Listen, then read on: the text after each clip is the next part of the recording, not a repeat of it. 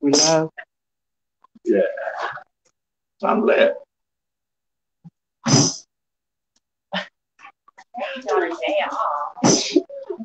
Hey.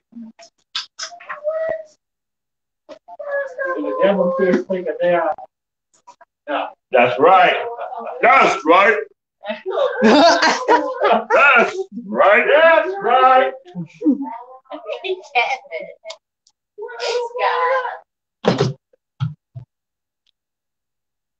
Dumping in your sparkling water. Yes, please. You know, out of town this spot. Yep.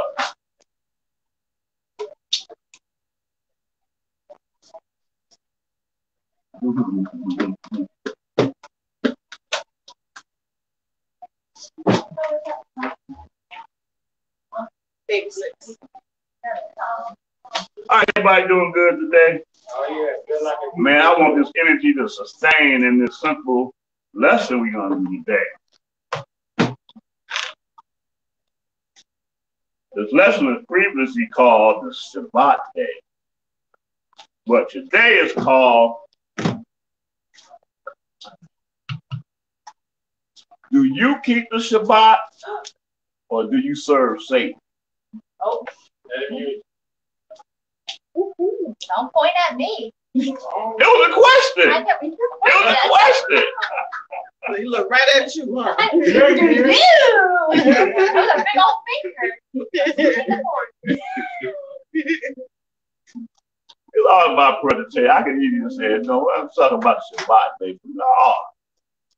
We ain't going to talk about the Shabbat day. We're going to deal with the whole dynamic because you either going to do one or the other.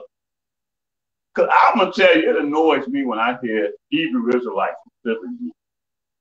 And they talk about Yah all day long. Right now, you see someone right now doing stuff they ain't supposed to be doing on Shabbat.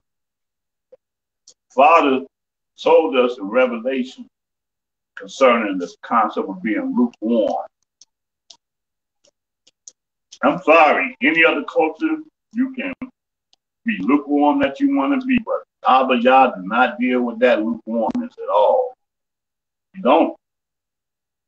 And the time that we're in right now, y'all, so nobody can deny that this is a strange time we living in. You know? And my prayer, again, just like I said yesterday, it is definitely for people that have had to walk away from their jobs, y'all. I feel that all in my spirit. Even though right now I'm not really subject to it right now, it ain't but a matter of time. Yeah, all of us. It ain't but a matter of time. The time that the scriptures have already spoken about the day of great temptation. And the temptation again, it ain't a temptation to everybody on this earth. It's only a temptation to those who know and those who understand. That's the only, this temptation is only for that. You know, we got to prepare ourselves at the same time.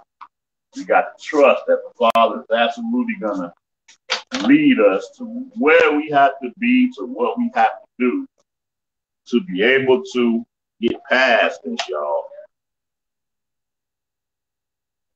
because we see the system and where everything is headed. But the man of sin has not yet really made himself manifest. See, when a man of sin makes himself manifest, there's not going to be a debate over who's the man of sin. See, right now we hypothesize, theorize who the man of sin is. We've been doing that since we've been reading the scriptures. But when he makes himself known, it ain't going to be no more theories, no more guess.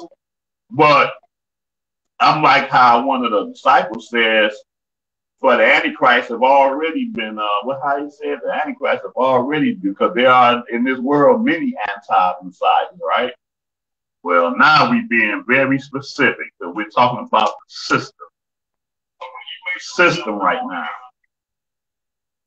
Just like I was saying earlier, and I ain't going to take too long on this, though, it's that some people that think they know something theorize on what the mark of the beast is. Same thing.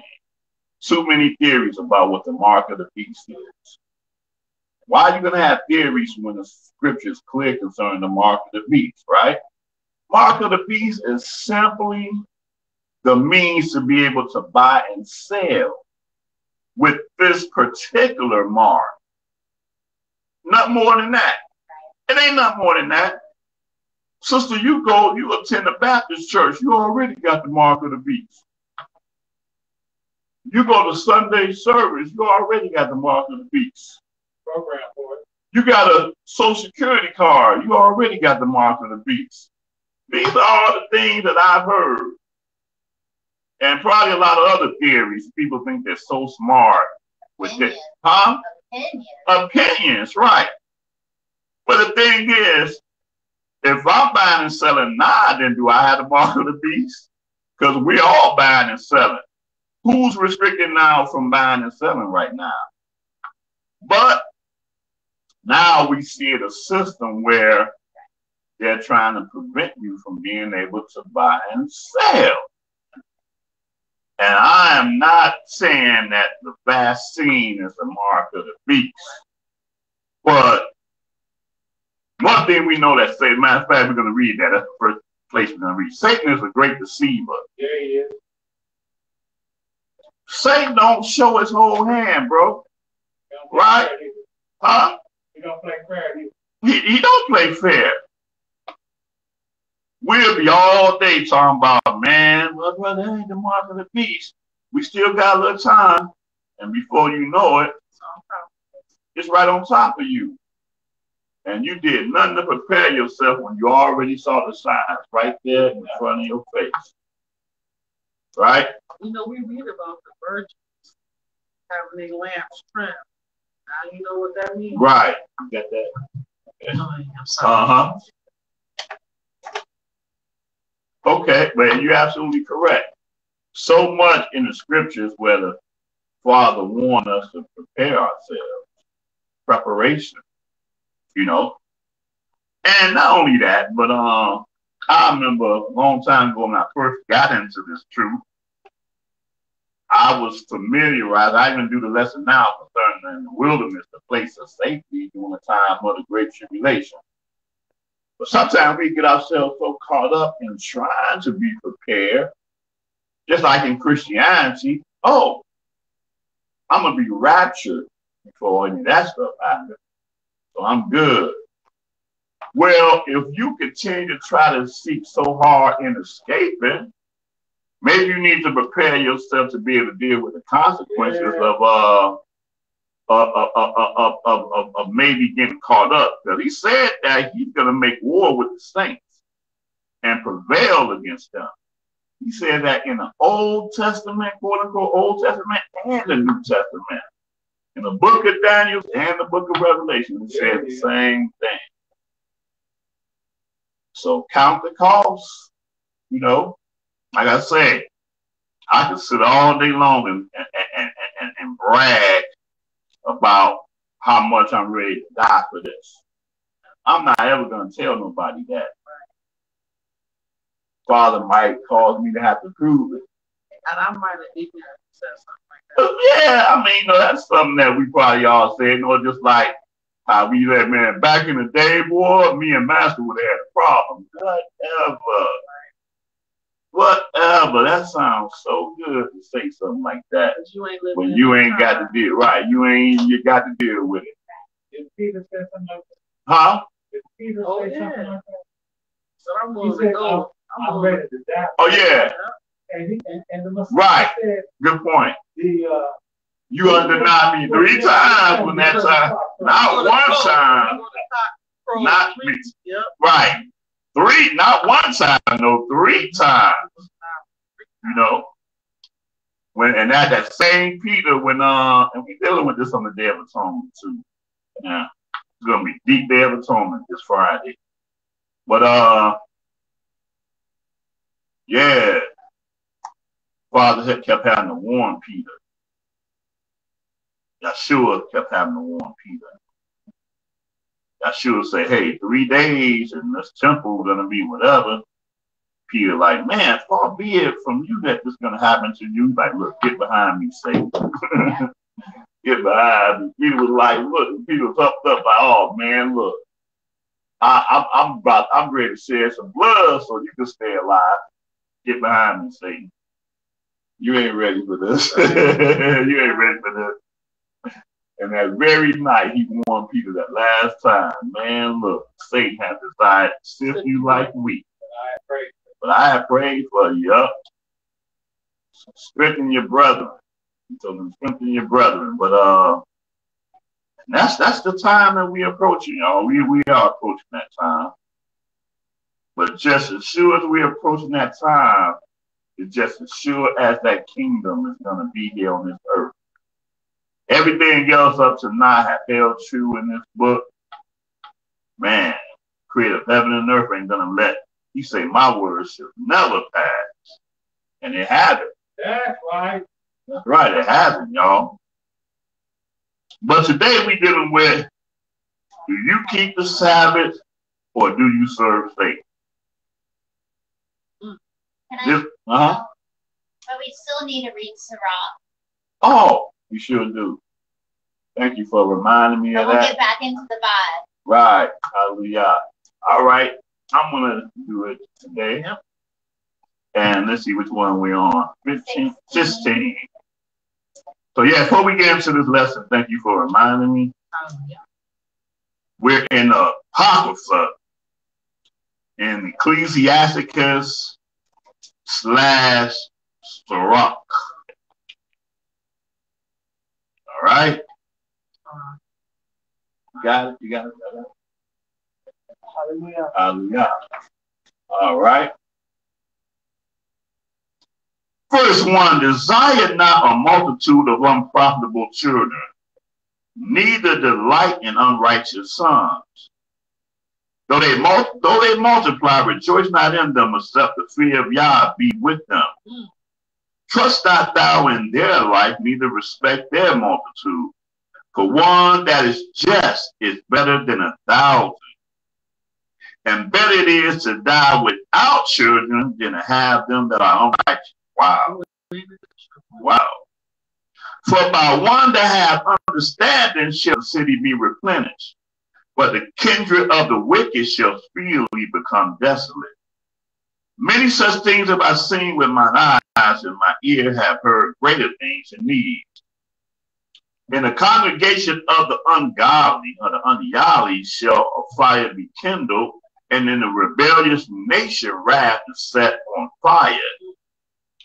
He was not pacified toward the old giants who fell away in strength of their foolishness, neither spared he the place where Lot sojourned, but abhorred them for their pride. He pitied not the people of perdition, who were taken away in their sins, nor the 600,000 footmen who were gathered together in the hardness of their hearts. Y'all know what nationality those 600,000 footmen he talking about? No? No? Anybody? He says, nor the 600,000 footmen who were gathered together in the hardness of their heart. He's talking about Israel. Israel came out that wilderness 600,000 strong. And if there be one stiff-necked among the people, it is a marvel if he escape unpunished. Ooh. He said it. Huh? If there's one stiff neck. Right. He said it is a marvel if he escape unpunished. Huh? We're in the 11th verse, chapter 16. For mercy and wrath are with him. He is mighty to forgive and to pour out displeasure. As his mercy is great, so is his correction also. Huh? Wow. He judged a man according to his works. The sinner shall not escape with the spoils, and the patience of the righteous shall not be frustrated. Make way for every work of mercy, for every man shall find according to his works. Yahuwah hardened Pharaoh that he should not know him, that his powerful works might be known to the world. His mercy is manifest to every creature. Check that out. And he hath separated his light from the darkness with an adamant. Say not thou, I will hide myself from Yahuwah. Shall any remember me from above? I shall not be remembered among so many people. For what is my soul among such an infinite number of creatures? Behold, the heaven and the heaven of heavens, the deep and earth, and all that therein shall be moved when he shall visit. The mountains also and the foundations of earth shall be shaken with trembling when Yahuwah looketh upon them. No heart can think upon these things worthily, and who is able to conceive his ways? It is a tempest which no man can see, for the most part of his works are hid. Who can declare the works of his justice, or who can endure them? For his covenant is afar off, and the trial of all things is in the end. He that wanted understanding, and understand wanted means lack understanding. Understand the context. So he that lacketh understanding will think upon vain things. And a foolish man, Aaron, imagineth follies. My son, hearken unto me and learn knowledge, and mark my words with thy heart. I will show forth doctrine and weight, and declare his knowledge exactly. The works of Yahuwah are done in judgment from the beginning, and from the time he made them, he disposed the parts thereof.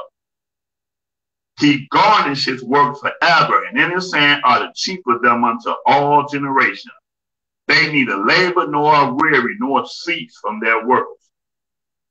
None of them hindered another, and they shall never disobey his word. After this, Yahuwah looked upon the earth and filled it with his blessing. With all manner of living things have he covered the face thereof, and they shall return unto it again. Hallelujah. All right. God's blessing for the reading of this word. In Yeshua's name, hallelujah. Revelations 12th chapter.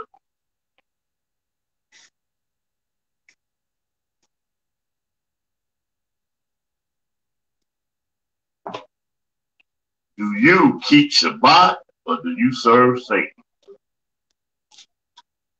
We ain't gonna deal with what's your denomination, what's your ethnicity, what's none of that. We ain't gonna, that's and not even important. Do you keep Shabbat, or do you serve Satan? Well, I don't really keep Shabbat. Okay, well, you ask the question then.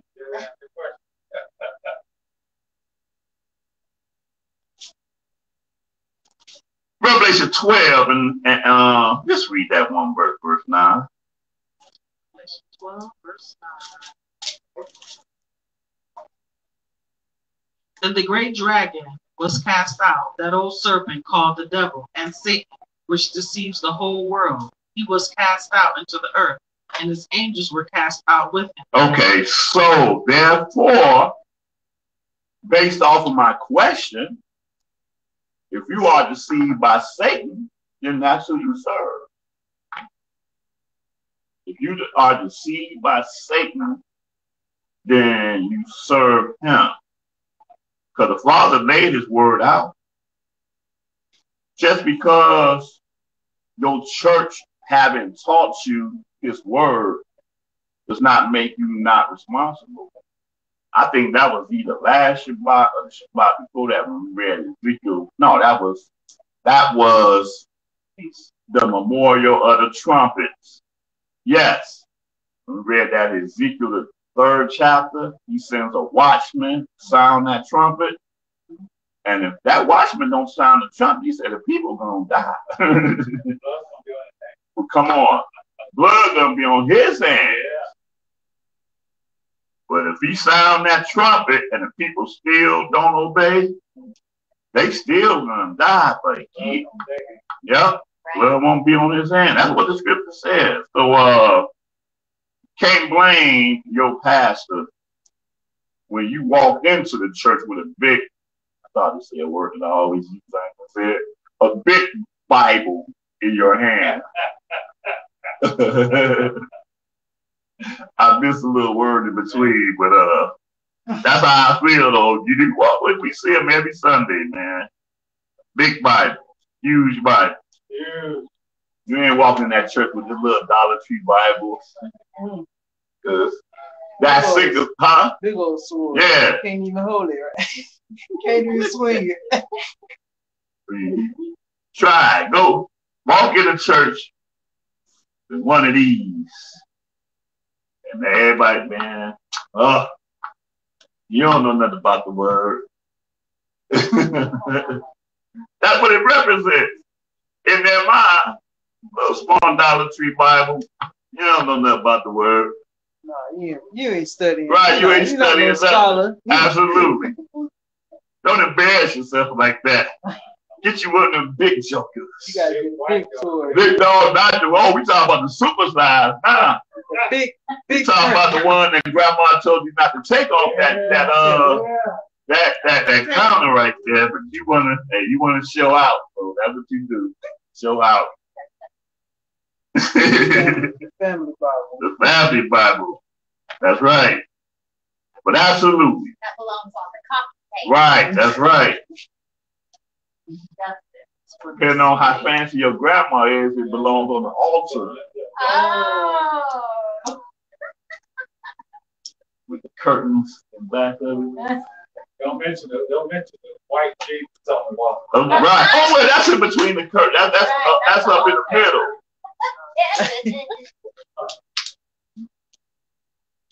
Now y'all going Florida Evans on us. Yeah. This is the Jesus that I know, and this is the one I love. Yeah.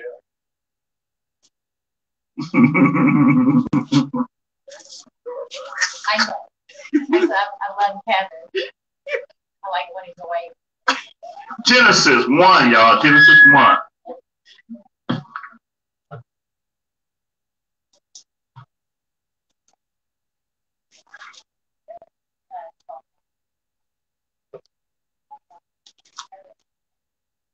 Matter of fact, I'm sorry, Genesis 2. Genesis 2. Change the number. Genesis 2. Genesis 2, and let's just pick it up at verse 1. I'm going to speed it up a little bit because I'm going to get through all of this. Genesis 2 and verse 1. Thus the heavens and the earth were finished, and all the host of them. And on the seventh day Elohim ended his work which he had made, and he rested on the seventh day from all his work which he had made.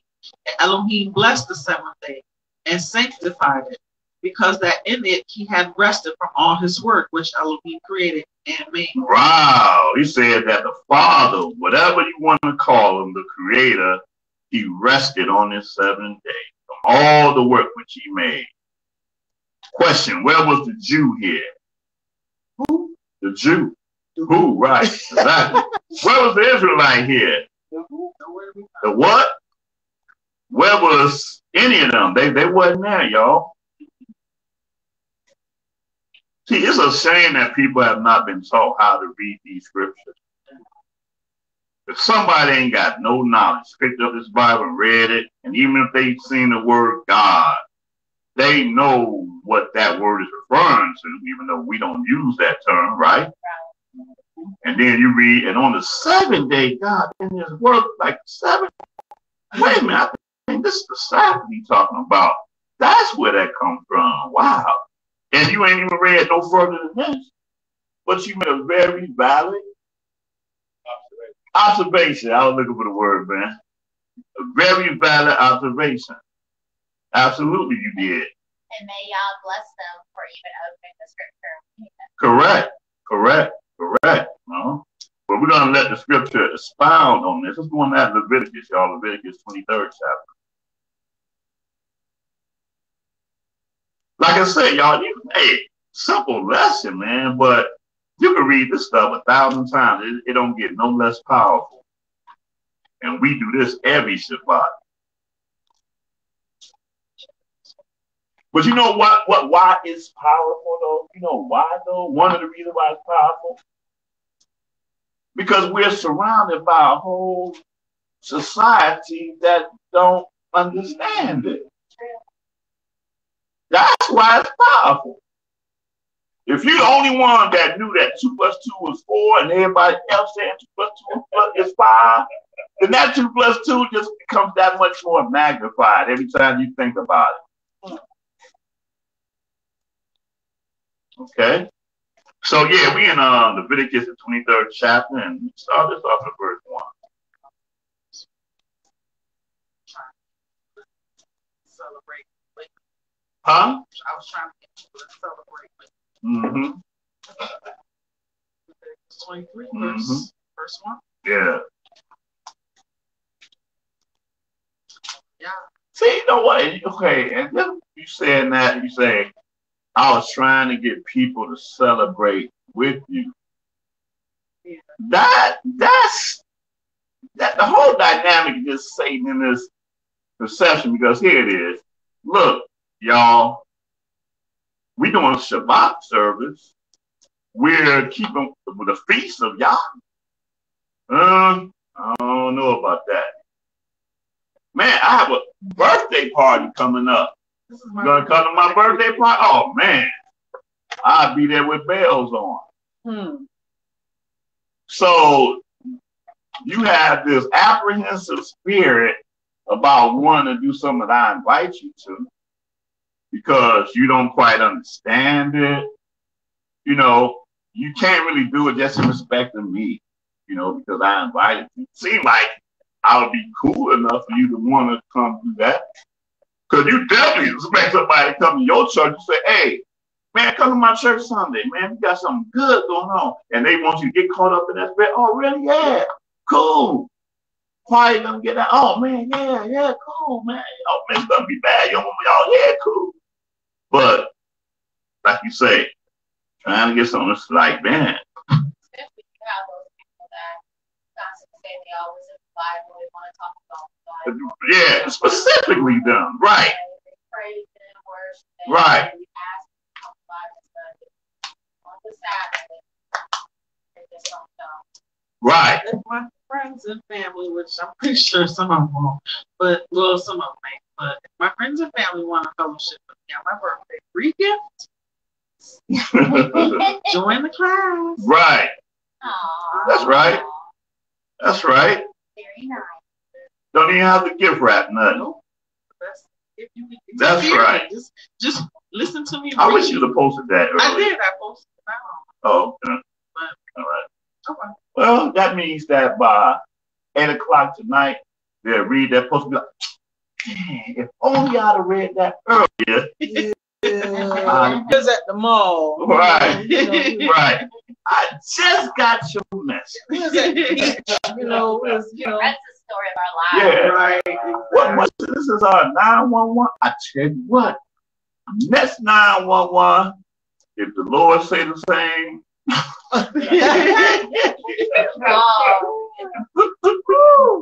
I'll be there. Where we at? Oh. Leviticus You 20. messed me up. Go ahead. Verse 1. And Yahuwah spake unto Shemaiah, saying, Speak unto the children of Yashrael, saying to them, concerning the feasts of Yahuwah, which ye shall proclaim to be holy convocations. Even these are my feasts. They never said these are your feasts. But some people now talk about the feast of the Jews, feast of the Israelites. Oh yeah, we observe it, we claim it, all of that. But it don't belong to us. We didn't invent, no, it didn't originate with us. We are minding our own business in the bottom, like, look, here's the feast right here. Right. Go ahead. Verse 3. 6 days shall work be done, but the 7th day is the Shabbat of rest and holy convocation. You shall do no work therein. It is the Shabbat of Yahuwah in all your dwellings. In all of your dwellings, that 7th day is the Shabbat. It is a continuous cycle. And these smaller than the average bed Hebrew, for just specifically, like, we had some people that came here, actually. They was here for a little while, and they don't really observe this Shabbat. They think the Shabbat is something else. I'm not sure if it's a lunar Sabbath or if it's Shabbat based off of some other calendar that they conceived or whatever. But they'll get you with something like, show me where Saturday is the Shabbat. Wow. I had that. Right. Ask, how many days of the week are there? Right. What's the 7th day of the week? Mm-hmm. Okay, thank you very Right. much. Case closed. Here's a good one, though. I think it's a good one. I said, okay, well, how about this? I can show you where Sabbatos is the Shabbat. Because in Mexico, it's Sabbatos. They don't say Saturday. It's Sabbatos. And a whole bunch of other countries, they use a form of Shabbat for Saturday. See? If you only, see, that's the thing. When you only, and I ain't saying this to disparage because I don't really know another language other than English. I'm just saying that when you just don't know, when everything that you think is normal in your environment is normal, then you just don't know stuff like that, right? You just don't know. So, in other words, everybody calls the 7-day Saturday. It's according to how I would understand it. But finding out that that's not true.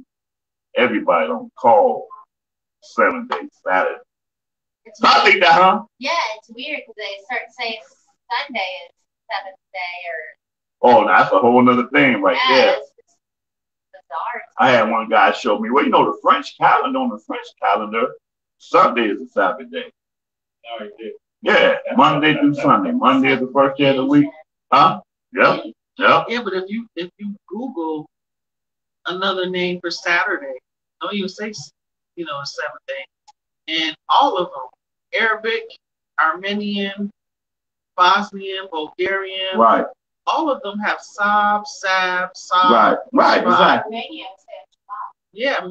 Who was that? Armenia Yeah. said Shabbat. You mean tell me that Kim Kardashian don't know that this is Sabbath? Yeah. Sabuto, They all know, of them. they been knowing. Saptu, all of them. Right. Exactly. I saw it's quite a few nations that calls the 7 days That's Sabbath. crazy.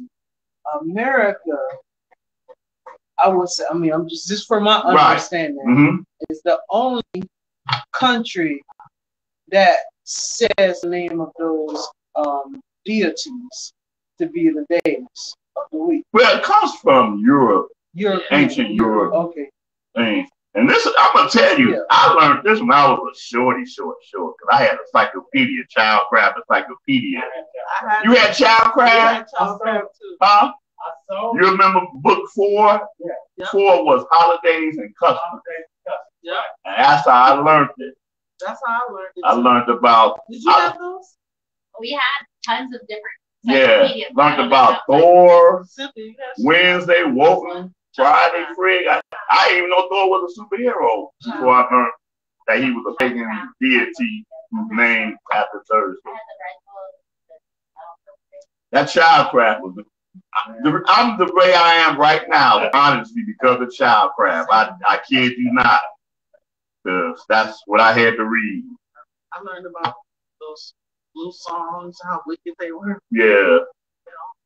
But absolutely, man. I mean, see anybody that even want to even get into a debate with you about this, they dealing with a whole nother spirit. There's no rest out of the 7-day cycle. A new moon to come in and interrupt the flow. A new moon, that's not even part of none of the days of the week. That's all by itself. Man. That's nowhere in the scripture, by the way. Huh? If we're not careful, they would challenge us on my Facebook page. I had a guy who asked me to show him where, what, what, he was getting on me about Passover. And he asked me, why are you keeping Passover not in the land? I said, hey, what? How? Where was the first Passover? Right. What were you in captivity? Right. You know what he said? I didn't see that. I about dropped my daggum pop. Well, at least he was honest about that. No, he wasn't honest. Oh, I thought he said he didn't see that. Well, I told him to go to Exodus chapter 12. Okay. He said, I read it, but I didn't see it. But that's what I'm saying. That's what I'm saying. Yeah. So he was honest when he said that. See, a lot of people like to make excuses when you show them the truth raw and uncut. Come up with something from the back of their mind to kick it. But see, he's like, oh, I didn't see that. Okay. Well, you get a pass then. Because you ain't never seen it. Okay. Here it is right here. Here it is right here. So that means conversation is over with. It should be. Because you didn't see it. All right, move right along, y'all. Let's go on to Will we finish? Oh yeah, we finished. Let's go on to Exodus the 16th chapter.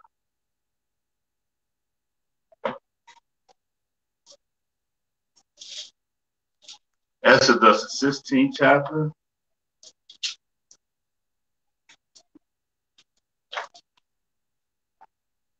When I read chapters like this, it embarrasses me.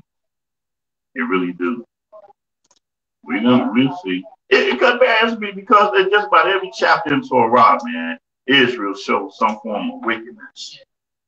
And that's embarrassing to me. It really is. Exodus the 16th chapter and verse 1. And they took their journey from Elim, and all the congregation of the children of Yisrael came unto the wilderness of Sin, which is between Elim and Sinai, on the 15th day of the 2nd month after their departing out of the land of Israel. And the whole congregation of the children of Yisrael murmured against Shemaiah and Aharon in the wilderness. Murmur. They almost murmur in every single chapter. Murmur. Always crying. Always crying, man. Murmuring. You was getting your self. I love that. I love that word. I just don't want to use it on spot.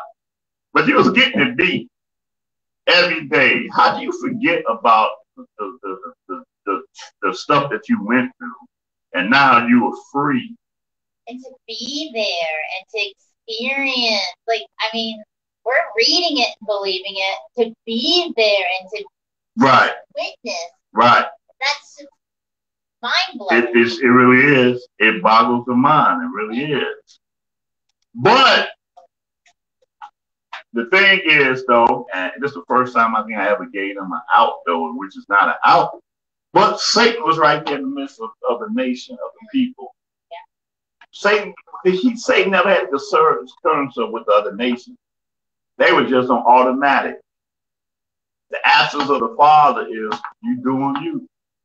You're just a normal person doing you.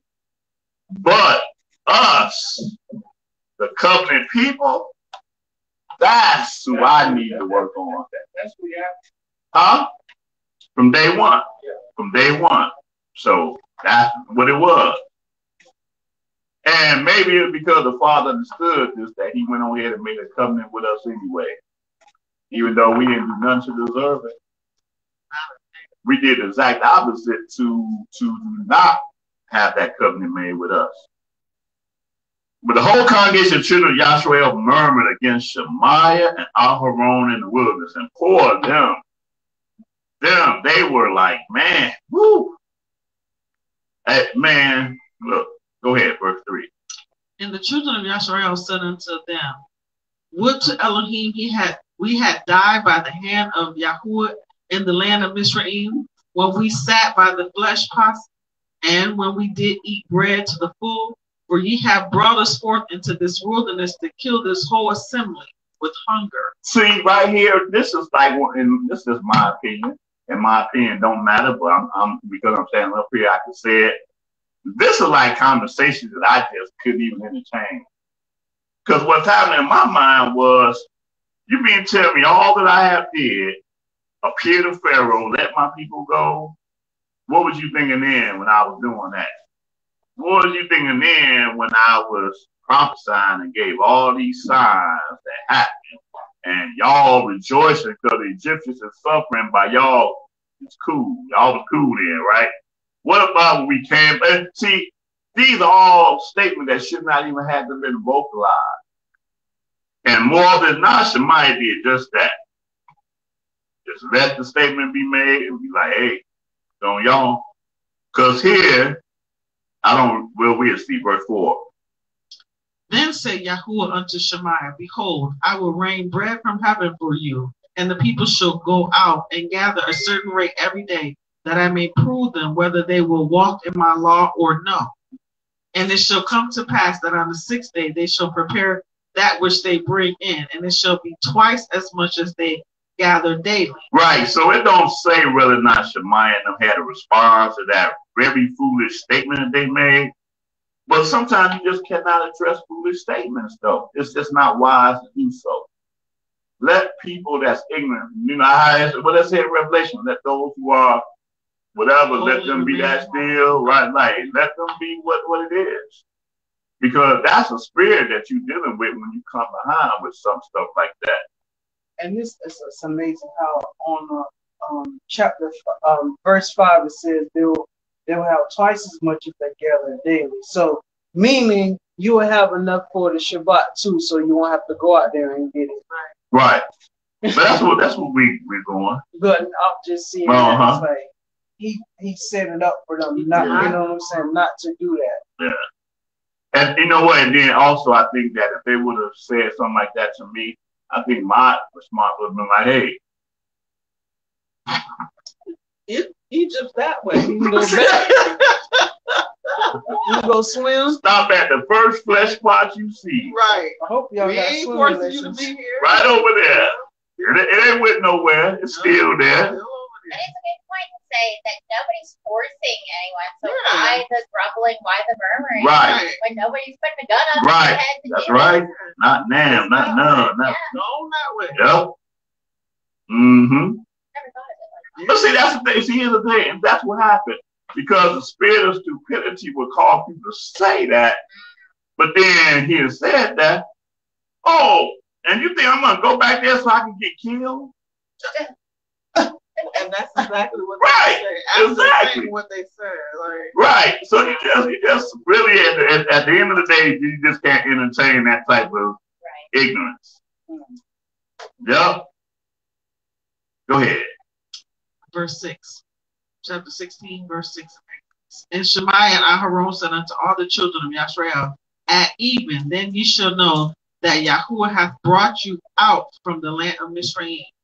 And in the morning, then ye shall see the glory of Yahuwah, for that he hears your murmurings against Yahuwah. And what are we that ye murmur against us? And see, I like what he did there, because hearing him speak it sound like a prophecy, but it is a prophecy. But at the same time, the Father had already told them that this is what I'm going to do.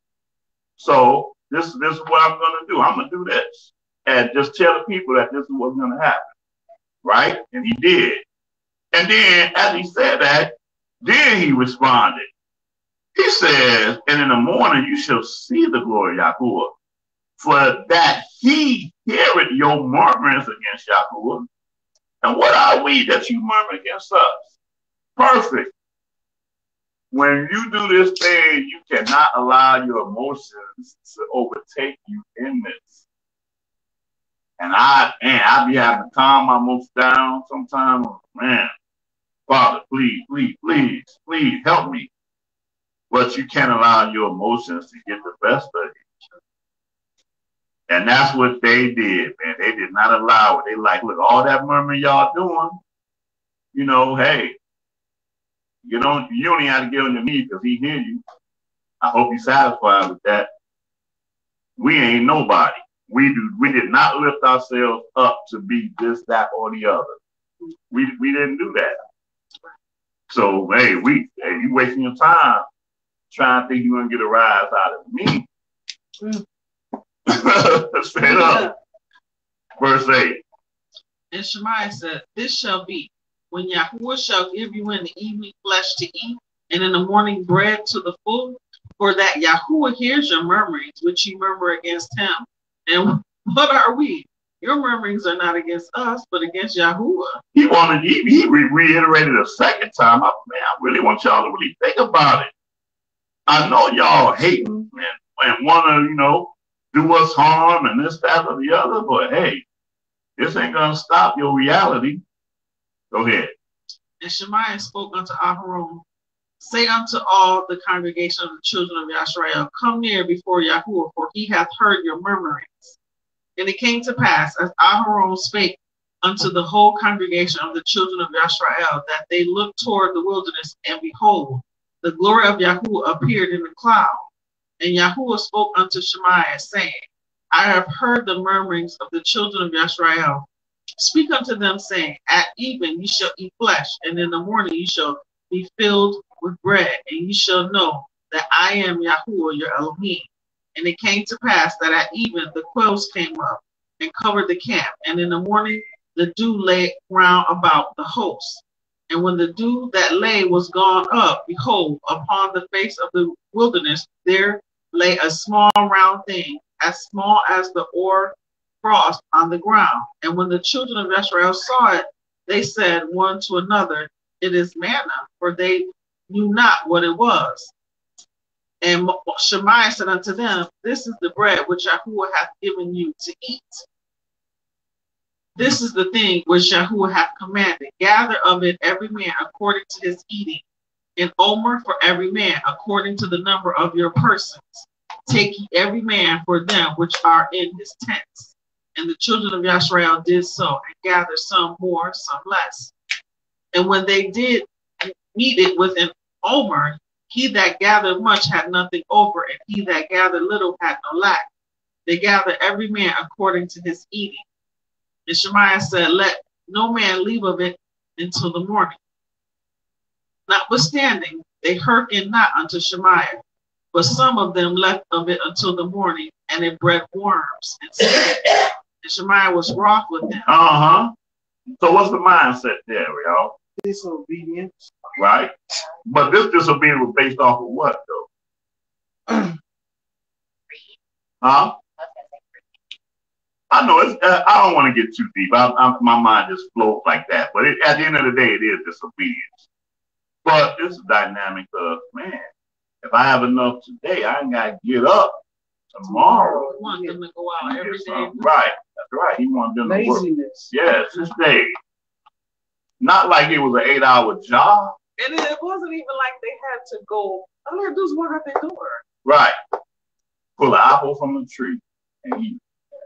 Pick up enough, satisfy you, bring it in, and that was it. That was your work. Wasn't a lot of work. Wasn't a lot of work. But now they did. Kept some. I ain't going out there tomorrow morning, man. The consistency he wanted to see. Right. Consistency and obedience. Yeah. As simple as that. Yeah.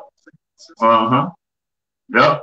Because if you do something for more than 3 days, they say it becomes habit. Mm-hmm. Okay, verse 21. That's a real good point. Good point. Go ahead. And they gathered it every morning, every man according to his eating. And when the sun waxed hot, it melted. And it came to pass. Oh, so that means that if you didn't get it by high noon, you ain't had nothing. Because it wasn't going to be out there when the sun waxed hot. But in the coolness of the morning, they had all this beauty. It was there waiting for you. Go out there and get it. Sounds amazing. It do sound amazing. Get up in the morning. I know, like me, when I go to work, I work 8 hours. I'll be at my job at 6:30 in the morning, and I'm off at 2:30. By 3:30, I forgot I went to work that day. You know, it was almost like it's a whole new day. Yeah. Even though it's just a few more hours until I go to bed, but still, that is nice. And they wasn't doing this for 8 hours.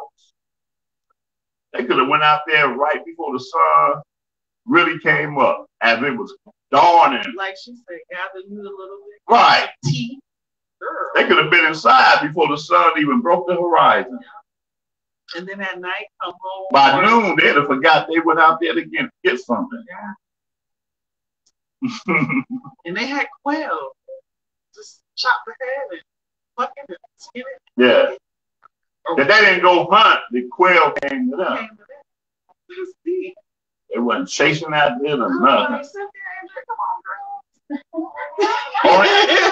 Only thing they had to do was make a good sauce for it. That's it. Make a real good sauce. Make a good seasoning.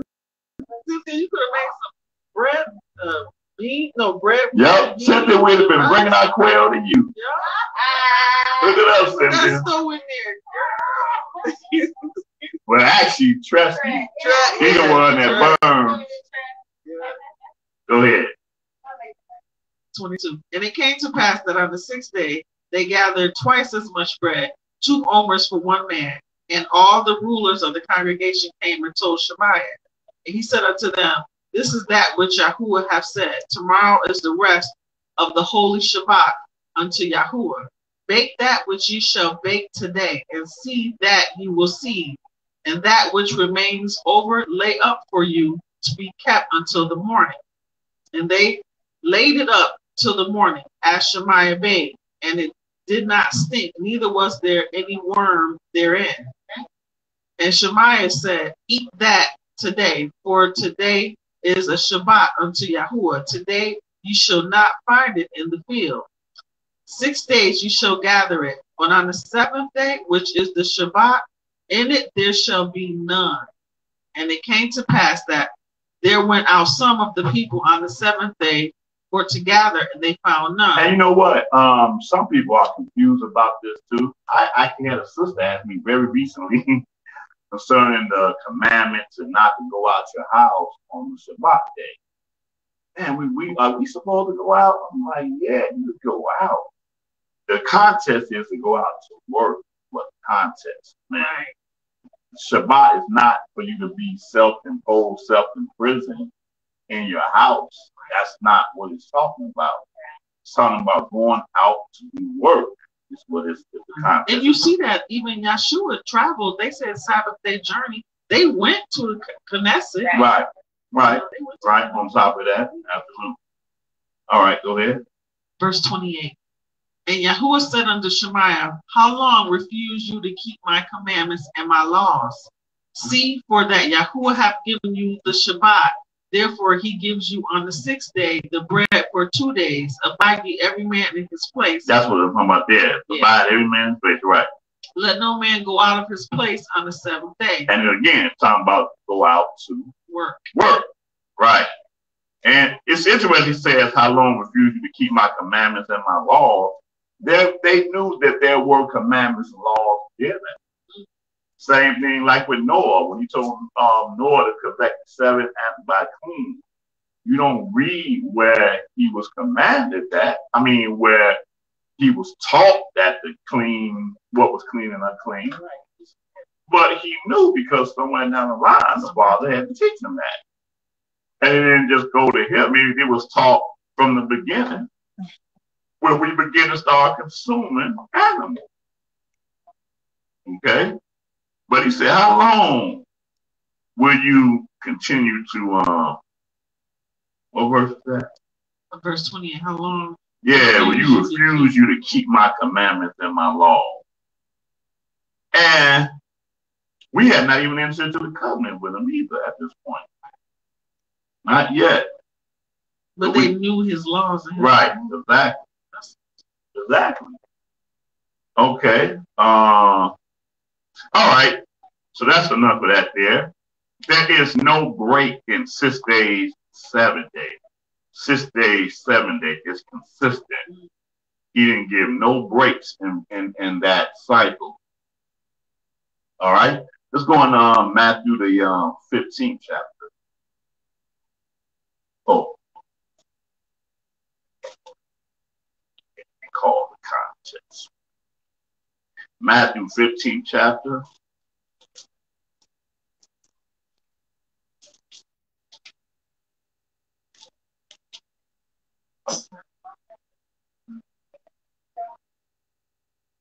You start this off at the first verse.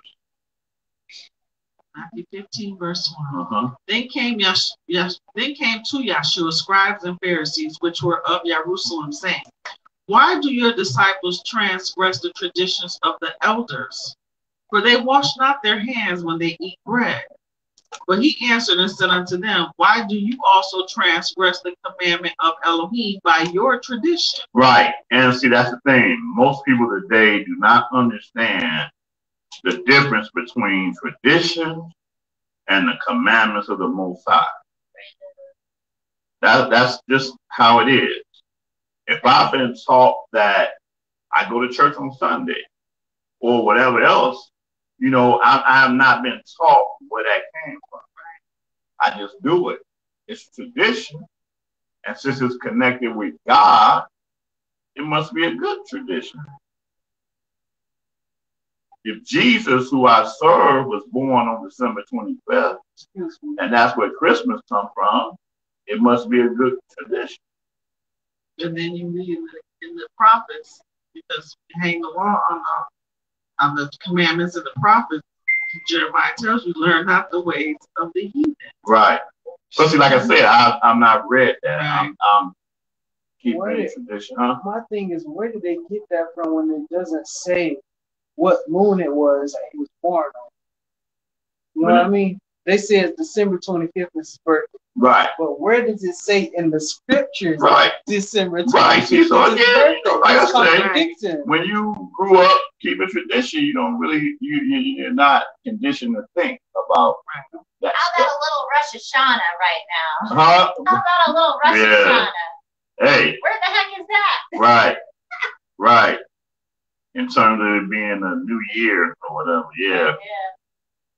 No, but like I say, when you grow up in these traditions, you assume that somewhere down the line, God must have had something to do with it. But here, he just asked the question, why do you also transgress the commandment of Elohim by your tradition? So these scribes, they should have known better.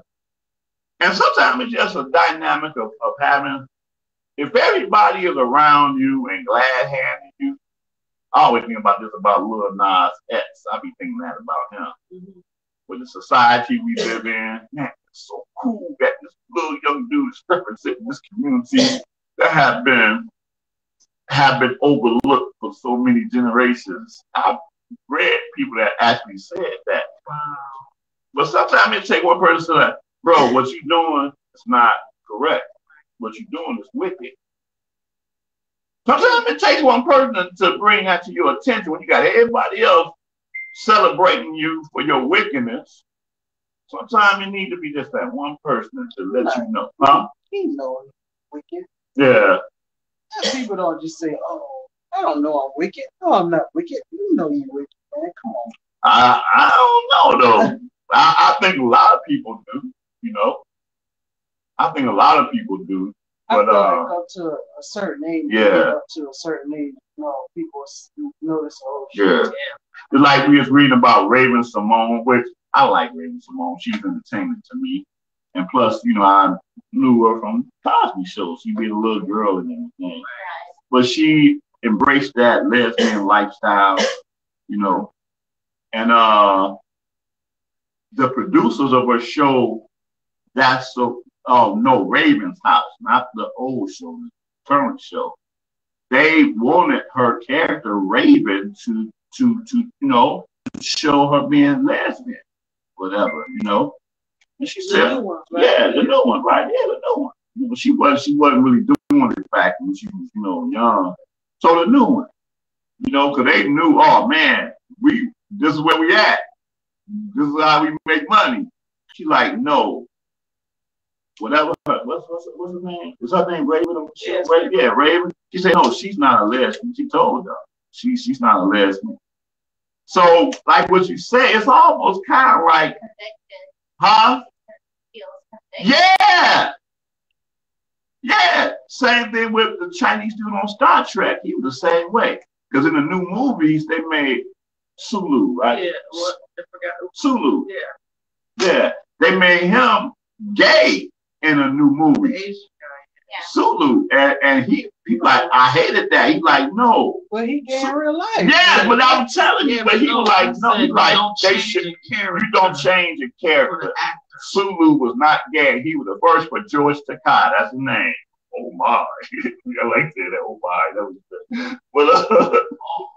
But he said that. He said, no, you don't make him gay. Are you telling me the guy that's on Star Trek is gay?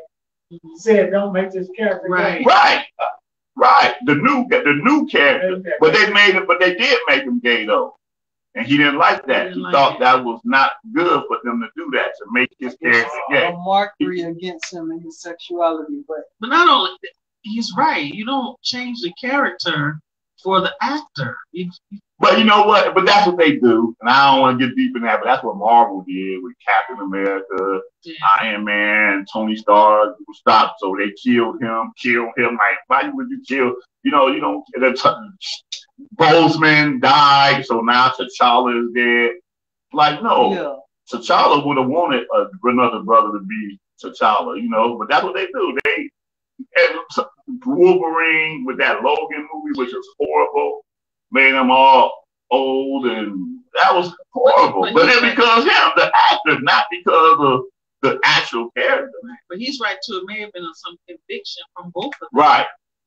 Right. Because there are a lot of, there's a friend that, she's not a friend of mine, she is a friend of my family members, and they work together, and my family member had asked her, you know, what, did you want kids? She said, no, because she's, you know, in LGBT, she's a lesbian. She said, no, I don't think kids should be brought exactly. Right. into this lifestyle. Right. And I was like, wow. Because, you know, so many today are like, well, yeah, I want kids. And she was like, no, I don't. So that's what it is, you know. A lot of them know that they're fighting something that goes against the Most High. Yeah. Like Little Richard, he was like that too. Yeah. He knew all that time that he was definitely dealing with some type of spirit that he needed to be delivered from. Not be like, oh, this is how I am. I was born this way. You know, that's the little house disco song they made to make people feel good about themselves when they do their thing. But anyway, and again, just on that, homosexuality is just like any other sin that you give yourself over to. Because we all might have something going on within us that is not pleasing to the Most High. Yeah. We all have our proclivities. You're right. Proclivities. Recognize it and repent. Yeah. Don't try to think that, oh, this is just a part of who I am. No. Yeah, you allowed it to be a part of who you are. You know, if I'm a kleptomaniac, and man, don't leave your wallet sitting around because I have it in my pocket without even thinking about it. Because it's part of who I am.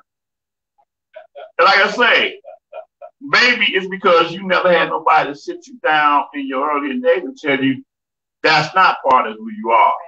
Don't do that. Or you're going to have to one day face the consequences of taking something that don't belong to you. Men going after other men's wives.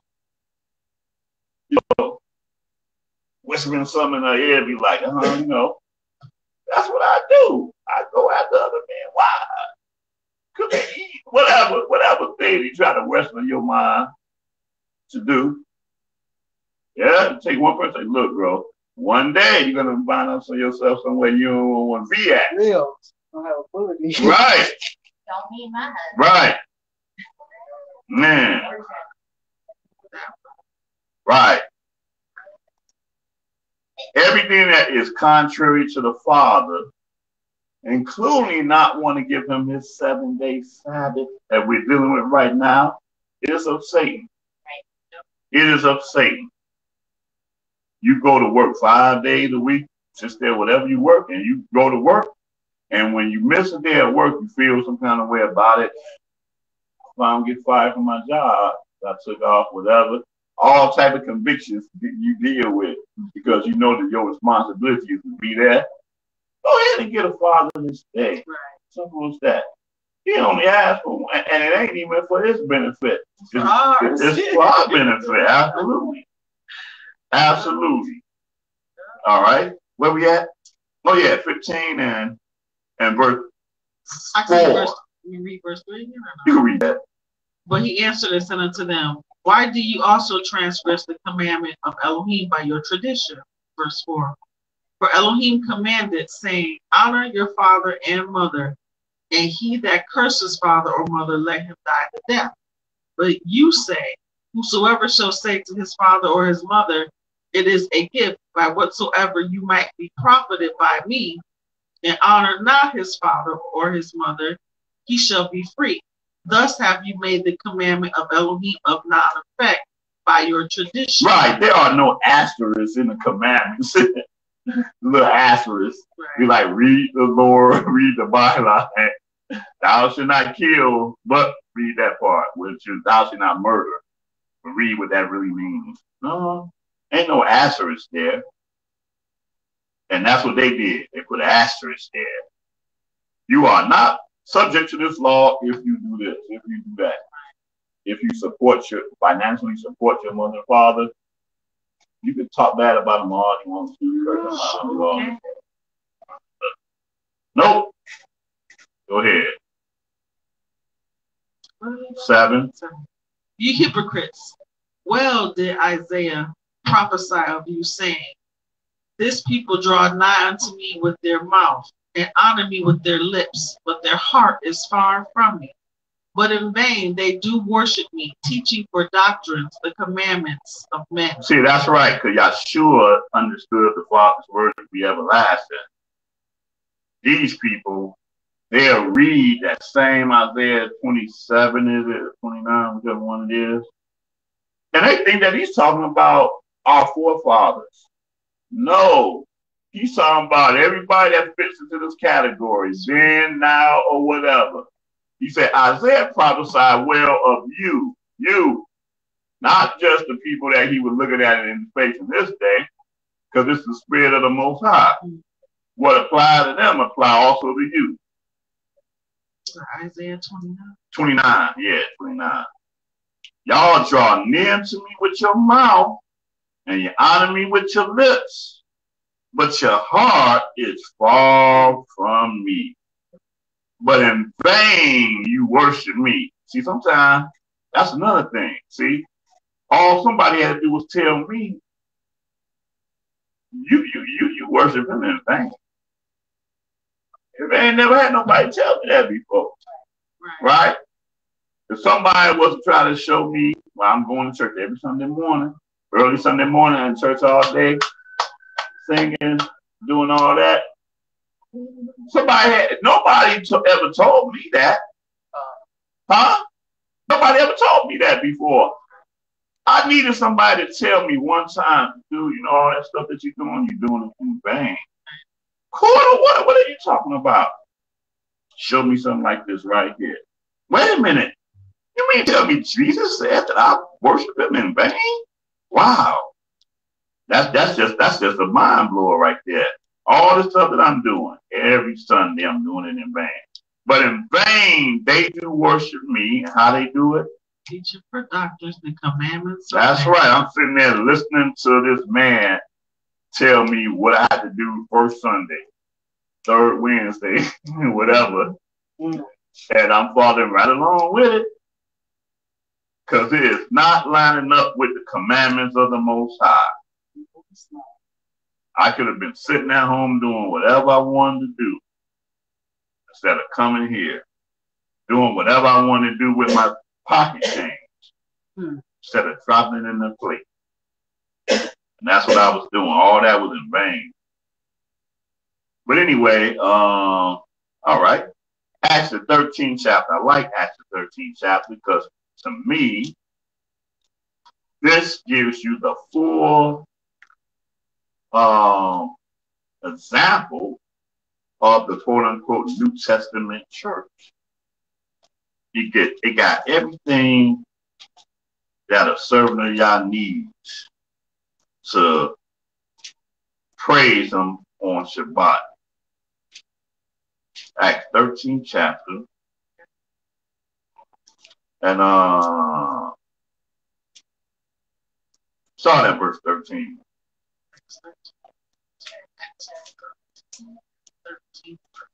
Hallelujah. Now when Paul and his company loosed from Paphos, they came to Perga and Pamphylia, and Yochanan, departing from them, returned to Jerusalem. But when they departed from Perga, they came to Antioch in Pisidia, and went into the synagogue on the Shabbat day and sat down. So here we are. We're in a synagogue in a foreign city. Okay, we're not in Israel. And we went into the temple on the Shabbat day and sat down. That's what we did. Go ahead. And after the reading of the law and the prophets, the rulers of the synagogue sent unto them, saying, Stop. So there was a reading of the law and the prophets. How do you come together on the Father's holy day and not read out of the law and the prophets? Considering their favorite apostle did it every Shabbat. Right. Exactly. This is what Shabbat day is all about. Having a holy convocation and reading our culture, our history, and the laws and statutes, building up on those things, celebrating these things. That's what they did after the reading of the law and the prophets. So there was understanding and wisdom and knowledge going on in this synagogue on the Shabbat day. Go ahead. Verse 15. Right. Oh, I read it. Well, I read it. And in the middle. You stop in the middle. Oh, okay. And ye men and brethren, if you have any words of exhortation for the people, say on. Right, ye men and brethren, okay? Because you're here, you are a man, but you're also my brother. I don't know nothing about you, but you are my brethren. You just walked in here, have no idea who you are, but you're my brother. And I'm not going to silence you. Say on. Say what the Spirit is leading you to say, ask a question or whatever. This is the way it's supposed to be. This is an example right here. Huh? Well, I'm just saying that is the example.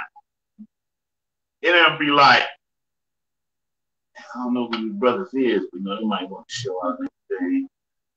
It's close up service. We don't want them to say nothing. That's the way it's done today. Because people ain't got the Spirit of the Most High in them. No, that's not the way it was done. That's not how we would talk.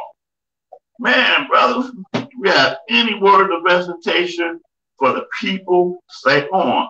Yeah. Because you gotta have to come with script.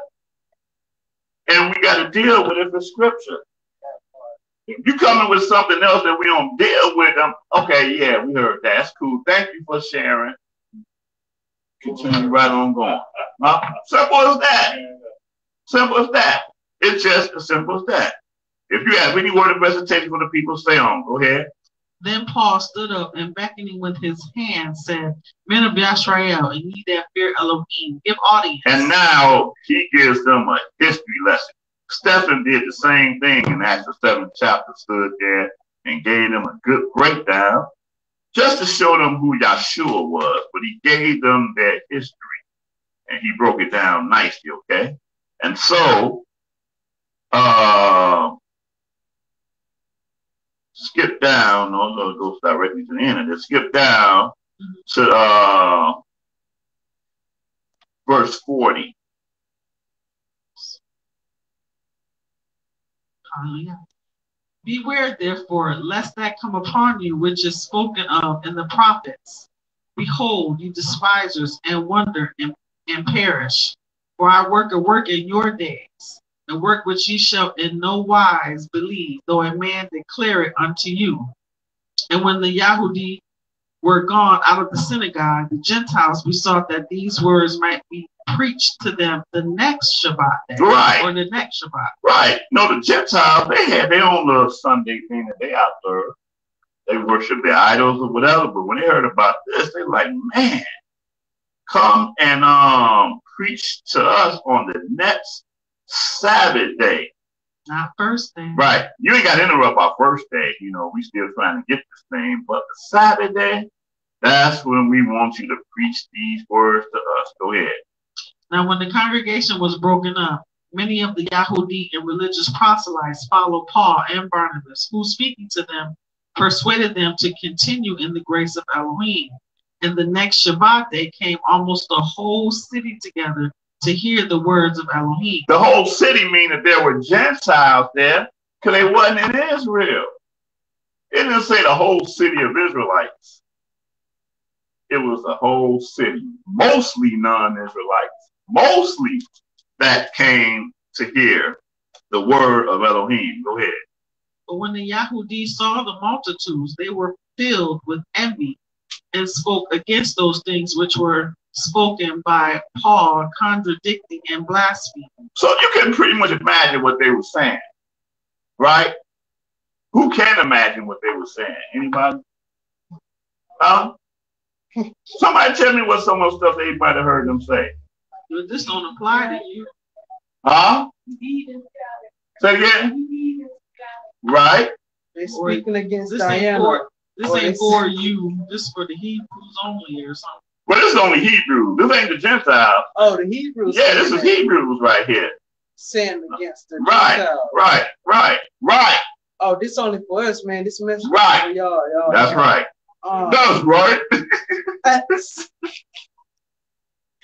That's right. Right. Yeah.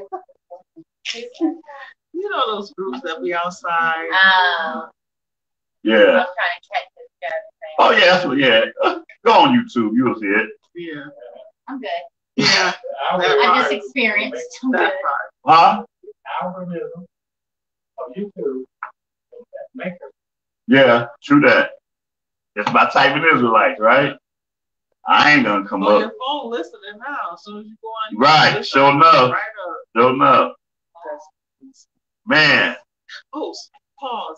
This is off topic. Remember they used to always say, your phone's not listening to you. And then that lady on there said, if you want a tracking device, do the tracking device right there. I'm like, wait a minute, but I thought all that time y'all was saying the phones don't listen to you and you're not being tracked by your phone. Like, all of a sudden, because people don't want to get the shot, now your phone's a tracker. Now they're going to tell you, honestly, your phone's a tracker. Like, we didn't know that. We knew that, but yeah. It was weird. Mm-hmm. Verse 46. Then Paul and Barnabas waxed bold and said, it was necessary that the word of Elohim should first have been spoken to you. Right. So they did say right. That. Yeah. Right. Even though we didn't hear what they were saying, like what you said, we didn't read it, but he directly responded to what they said, with what you said. Like, look, bro, it was necessary that the word of Elohim should first have been spoken to you. Again, but you understand what I'm saying? You done read this 1,000 times. Yep, I have. I done read this 1,000 times, and I never taught it like that. Right. But again, that's how living the word is. Yeah. Right. Here's the thing. Okay. We all know who Bruce Lee is, right? Yep. So Bruce Lee was teaching the foreigners right. martial arts. I always use that example. Yeah. So the Chinese governor of San Francisco, I think it was San Francisco, right? Probably so at that time. Yeah. It was like, no, you can't teach these foreigners our martial arts, or you'll be exempt, or you got to come up against it. So it's like, this is for us, not for them. But it's like, it came from us.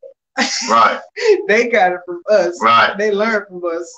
Right. And then they taught. But it directly relates, because I didn't even recognize until he asked that question. You answered it.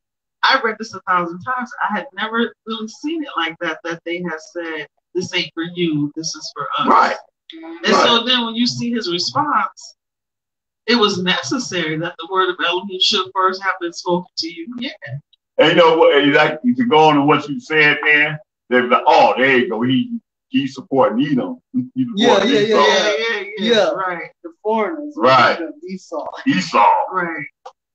But yeah. But he said it was necessary that the word of Elohim should first. Man, I want to say my opinion about the whole Bruce Lee thing, but I'm gonna leave that alone. All right. Because martial arts is a little bit different from something that was absolutely supposed to go to the whole world. Right. I might have been on the mother cat side, like teaching. I might have been a little bit on their side. I know, but anyway. We'll talk Bring it back. Right. I mean, I'm just saying, this is the word. Yeah. That's something that was given to them. That was their heritage. I get that. But anyway, seeing you put it from you and judge yourselves on word. Oh, read that. But seeing you put it from you and judge yourselves unworthy of everlasting life, lo, we turn to the Gentiles. And it's just interesting how when he said that, it appears as if he's saying it out of his own mind, like he's giving an opinion, which I wouldn't have done it like that, but that's what he did. He was fighting opinion versus opinion. But go ahead. But now he gives you the word. Go ahead. For so hath Yahweh commanded us, saying, I have sent you to be a light of the Gentiles, that you should be for salvation unto the ends of the earth. Right. So he had to come with scripture to back what he was saying. Right. Because they didn't have scripture to really back what they were saying. But he had scripture to back what he was saying. It's just weird. Wow, I read that contradicting and blaspheming 1,000 times, but never knew, put together that they had actually. Well, you had to have an idea of what they were saying. Right. I probably thought it was something else that they had said other than that, though. Maybe like what? Like what could you have thought they were saying? I don't know, but it's just weird how reading that response just put it straight together. Okay. I didn't really associate it with the way they're doing it today. Maybe that's what it was. Okay. The way they do it outside. Yeah. But it's exactly almost. Wow. Right. 48. And when the Gentiles heard this, they were glad and glorified the word of Yahuwah, and as many as were ordained to eternal life believed. And the word of Yahuwah was published throughout all the regions. Oh, stop. There goes something else with you. This just came to me. I say it all the time. Y'all hear me say it all the time. Right here, this is letting you know that it was through Yahshua that the word of Yah was published throughout all the regions. Right? That's amazing. And it, right there. Oh my. It was through the Gentiles, not through Israel. Right. But the Gentiles is how we got what we got. And it's saying it right there. I say it all the time, but I never had, we know historically, but from a biblical sense, though. And I never really saw it in scripture like that. Right. And we knew about it because of slavery, of course. You know that it was preserved over here, but you didn't think to read it way back there. Yeah. Or just to read it right here. That's what I'm talking about, right here. Like, that is crazy. But crazy. In the parable of the banquet, they give the example of the parable of the banquet. Okay. Whenever when the king told him, my sons, the banquet, right, he sent these people they rejected it. Right. And he said, whoever you see on the road, sure, right. In. Correct. You know, make sure they have a garment. But, right. You know, somebody didn't have a garment. He cast them out to national TV. Right. And, out of darkness because they were disobedient. Yeah. So, but seeing how the whole connection of being published throughout all the region was based off of Gentiles getting this word, man. So that's we wouldn't even be down the corner. That's we wouldn't even be reading right now if they had not went where they were right at this moment. Exactly. Wow. So Satan was really trying for us to be doing the whole thing like, hey, this ain't for y'all. It's only for us. Right. But once you go into captivity, then what happens? Right. I got to say, I said this last week. If it wasn't for this, we'd be looking at the churches of Diana and churches of Zeus, literally Zeus, and all them churches that did down there. But right here, man, that's something. See that? Read it 1,000 times for the Father brings something. Something. Open your eyes to see that thing. Wow. But that is how we got it. That's what we were all reading out of something that the Father caused them to put it together. And he said he would make them jealous. Right. Wow. That's right. That's right. That's absolutely correct. By a foolish nation at that. Man. All right. Wow. Acts 18 chapter. Well, hallelujah for the Most High moving those Gentiles to really want to hear that word because they put it out there for us. And here's the amazing thing about it, man. Cats be trying to get so deep, and they don't even do little what we will say. This is milk. But the Father is still able, no matter how many times, to bring understanding from milk. Think about it.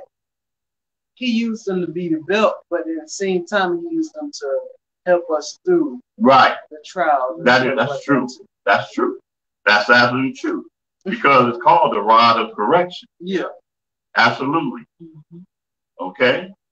Acts 18:1. 18:1.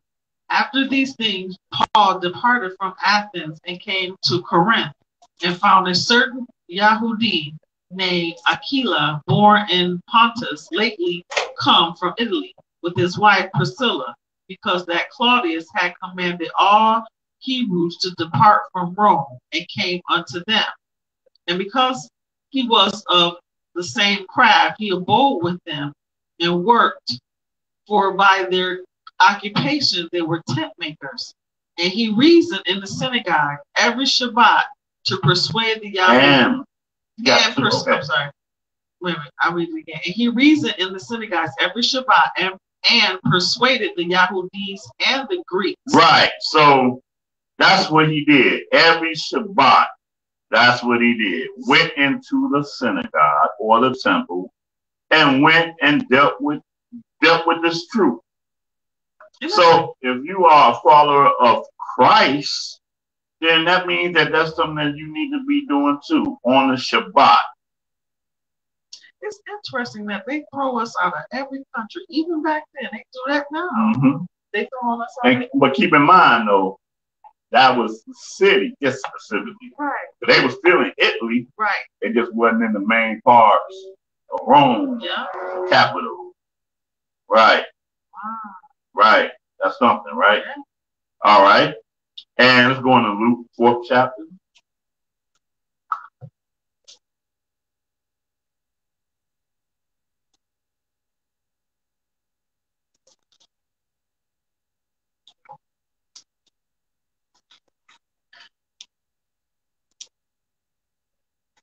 Luke 4 and verse 14. Matter of fact, I'm going to throw this out here because we're going to be dealing with this on the Day of Atonement. Luke 4 and 13. Luke 4 and 13. Hallelujah. And when the devil had ended all the temptation, he departed from him for a season. Wow, that's a segue there. He tried to tempt Yahshua, but when he couldn't tempt him, it says he departed from him for a season. So we're going to continue that on the Day of Atonement for a season. Meaning he was coming back to work it some more. Verse 14. And Yahshua returned in the power of the Spirit into Galilee, and there went out a fame of him throughout all the region round about. And he taught in their synagogues, being glorified of all. And he came to Nazareth, where he had been brought up. And as his custom was, he went into the synagogue on the Shabbat day and stood up for to read. So that's what he did. That's what he did every Shabbat day. We could see him always being in the streets, right? Talking to people. And people think that that's all he did. He didn't have no church. He was in the streets. No. On Shabbat day, he went in the temple and taught. I'm sure all y'all heard that before, right? Yeah, he ain't go to no church. Oh, they don't church. He used to come to church. He always was in the street doing this. That's not what it says here. That's what he did on 6 days. But on the 7th day, he was in the temple, in the synagogue, teaching, discussing that word, because that's what our commandment was, to have a holy convocation. That's what we do on Shabbat. All right? Exodus 31st chapter.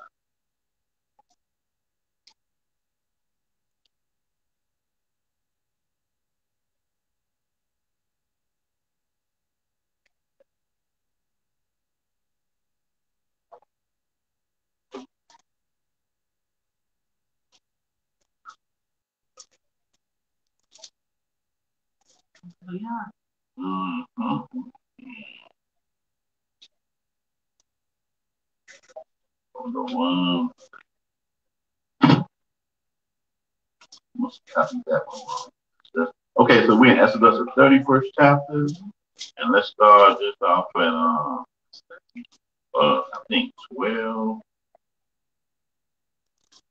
Hold on one second. Yeah, 12. Go ahead. And Yahuwah spoke unto Shemaiah, saying, Speak you also unto the children of Yashrael, saying, Truly my Shabbats ye shall keep, for it is a sign between me and you throughout your generations, that ye may know that I am Yahuwah that does sanctify you. You shall keep the Shabbat therefore, for it is holy unto you. Everyone that defiles it shall surely be put to death. For whosoever does any work therein, that soul shall be cut off from among his people. Okay. Oh, yeah, go ahead. 6 days my work be done. 6 days may work be done. Oh, yeah, real quickly. When he gives a judgment of your soul being cut off from among the people, or your soul being cut off from among the people, that's a judgment of death. Because every sin didn't have that judgment of death on them. Every transgression didn't have that judgment of death. Did I have a source concordance anywhere? I want somebody to look something up for me, even in their Bible. No. Red book on the bottom. No, that's just huh? Right there. This is it's not a soul for you. Oh, I have a. Somebody on their phone go to Bible Gateway or something, Bible search for me. I should have had this in here. Now I want you to type Sabbath, and I want you to tell me where in Jeremiah it talked about the Sabbath. I should have had this passage in here for this lesson, but I didn't know.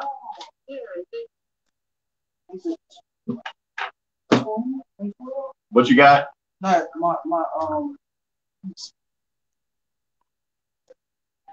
I'm looking for one specific thing in Jeremiah. I should have looked it up earlier. And then we're going to come right back to what you just read. I didn't mean to cut that off, but I just remembered that that was a real key thing there in Jeremiah. Jeremiah 17? Hold on one second. Or hold on one second. Jeremiah 19. Are you still recording, too? Sorry. Jeremiah 17 and what? 21. 17, 19. No, 19. 19 chapter? Okay, I'm not understanding what you're saying. Jeremiah 17 chapter, 19 through 27. Okay, well, you said, was it another place? No, she said that's what she, no. That's besides Jeremiah 17, is there another place? Not that I see. And no other place in there, okay.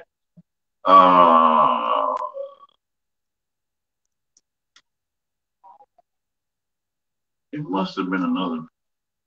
Okay. I'm not sure if that was the place. But it says, but keep the Sabbath day holy by not doing any work on it. Yeah, that's not what I was looking for. It was something prophetic about Jeremiah. What's that? Jeremiah 7. Let me see.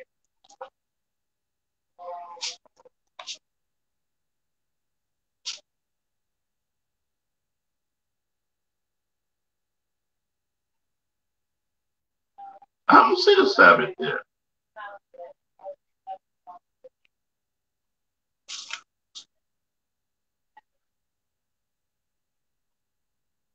Okay, I'll find it another time. It's somewhere in the prophets, though. I thought it was Jeremiah when he told the people, he said, if you all would have just kept the Sabbath, then you would have still been in your land. Oh, wow. Yeah. I'll find it after class, though. But anyway, let's finish this here. Exodus, the 31st chapter, verse 13 says, speak down to the children of Yahweh, saying, verily, my Sabbath, plural, Sabbaths, you shall keep, for it is a sign between me and you throughout your generation. The Sabbath is a sign. Don't tell me about how you're an Israelite and you love Yah, whatever, but then Sabbath roll around, you doing everything else but keeping the Sabbath. I'm not trying to hear that. And anybody else that claims that they love the Elohim of this Bible, you need to be keeping the Sabbath because it is a sign between him and his people forever. The Sabbath is how you build on serving the Most High. You want to say something? Yeah. Oh, okay. Hold that there. Okay, hold that there. But I must have not read that correctly then. Yes. I must didn't read it correctly. I must have been overlooking it. 19 through 27. Yeah. It starts at verse 19. It goes all the way to 27.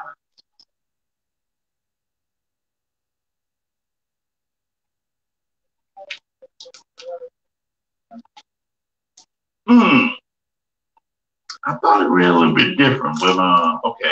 All right, but anyway, again, back in that Exodus, that Sabbath again is a sign. If you don't keep the Sabbath, you cannot understand the word of the Most High. It's just as simple as that. I don't even like when people try to get into conversations with me, especially if they Hebrew and they don't keep the Sabbath. We just not gonna be on one accord and try and understand what the Most High is saying. If you're not keeping the Shabbat, don't talk to me. Right. It's as simple as that. Simple as that. Just like if I'm a chemist and I'm a chemist because I went to school before I went with the 4 years undergrad, 2 or more years overgrad, and I'm a chemist. I know some deep stuff when it comes down to chemistry. And you just been watching some program or whatever, now you want to try to have a conversation with me about chemistry. Huh? Exactly.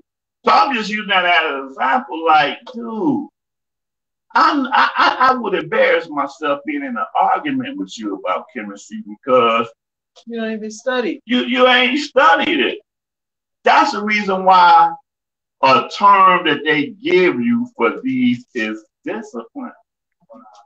Discipline is not a word, or even disciples. Because we read about the disciples, but we don't connect it with discipline. And our lack of understanding, disciples mean they were just believers. They believed them, so they were disciples. No. They were disciplined because they studied the laws and the statutes of the Most High through the belief of the Messiah. Not just some mindset of, I believe, I love them, I whatever. No, discipline puts a whole other level of understanding to being a follower of the Most High. And Sabbath is the foundation. Huh? Yeah, it's ultimate foundation. Just like what you said earlier, Thompson. When they built the practice of working 6 days, that was to formulate their custom. Custom, that's what we just read in Luke. As his custom was, he went in the synagogue on the Sabbath day. As Paul did, went in the synagogue on the Sabbath day. You're not having a holy convocation on Shabbat, then you were taught by somebody that was deceived not to do it. But when you come together on a true Sabbath, like we just read out of Acts 13 chapter, we spend a little time with the law and the prophets every Sabbath day. So that, as Paul said to Timothy, a workman be not ashamed. A workman, because works is part of our culture and faith and belief. Okay? It all works hand in hand. All of it works hand in hand. So that is a sign. If you ain't got that sign, look, you choose not to have that sign. Read that 14th verse. I think you read it already. I mean, actually finished. Okay. That you may know that I am Yahweh that does sanctify you. 14. You shall keep the Shabbat, therefore, for it is holy unto you. Everyone that defiles it shall surely be put to death. For whosoever does any work therein, that soul shall be cut off from among his people. There you go. 6 days may work be done, but in the 7th is the Shabbat of rest, holy to Yahweh. Whosoever does any work in the Shabbat day, he shall surely be put to death. Wherefore the children of Yashrael shall keep the Shabbat, to observe the Shabbat throughout their generations for a perpetual covenant. It is a sign between me and the children of Yashrael forever. For in 6 days Yahuwah made heaven and earth, and on the 7th day he rested and was refreshed. Right. He kept reminding them that, hey, this is my Shabbat, and this is the reason why. Because I made the earth in 6 days, but on the 7th day I rested. Okay. Yahuwah is good to man, and I'm not talking about just Hebrews. I'm right. talking man in general. Because he made us, and he made us on the 6th day, and the next day was a rest day. We didn't even have to do anything after he made us. Yeah, since 2015, I've been keeping the Shabbat. I haven't worked on the Shabbat since 2015. Wow, hallelujah. Must be nice. Yeah. Right. Let's go to Hebrews, the 3rd chapter.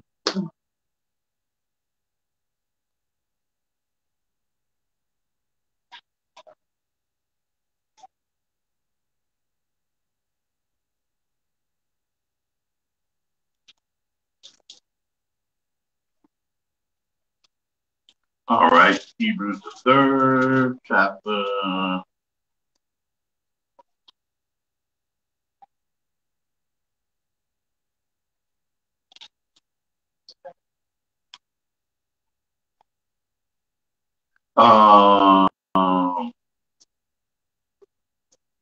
Start this off verse 7.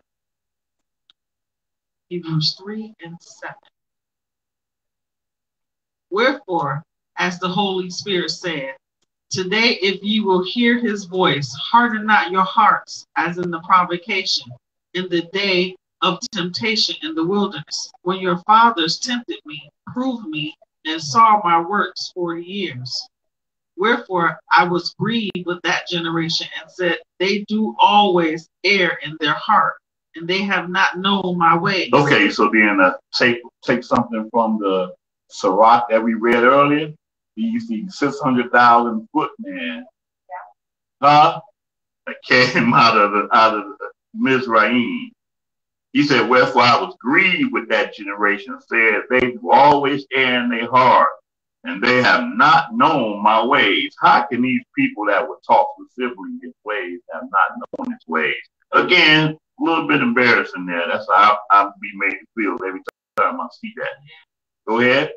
Especially for 40 years? Yeah, yes.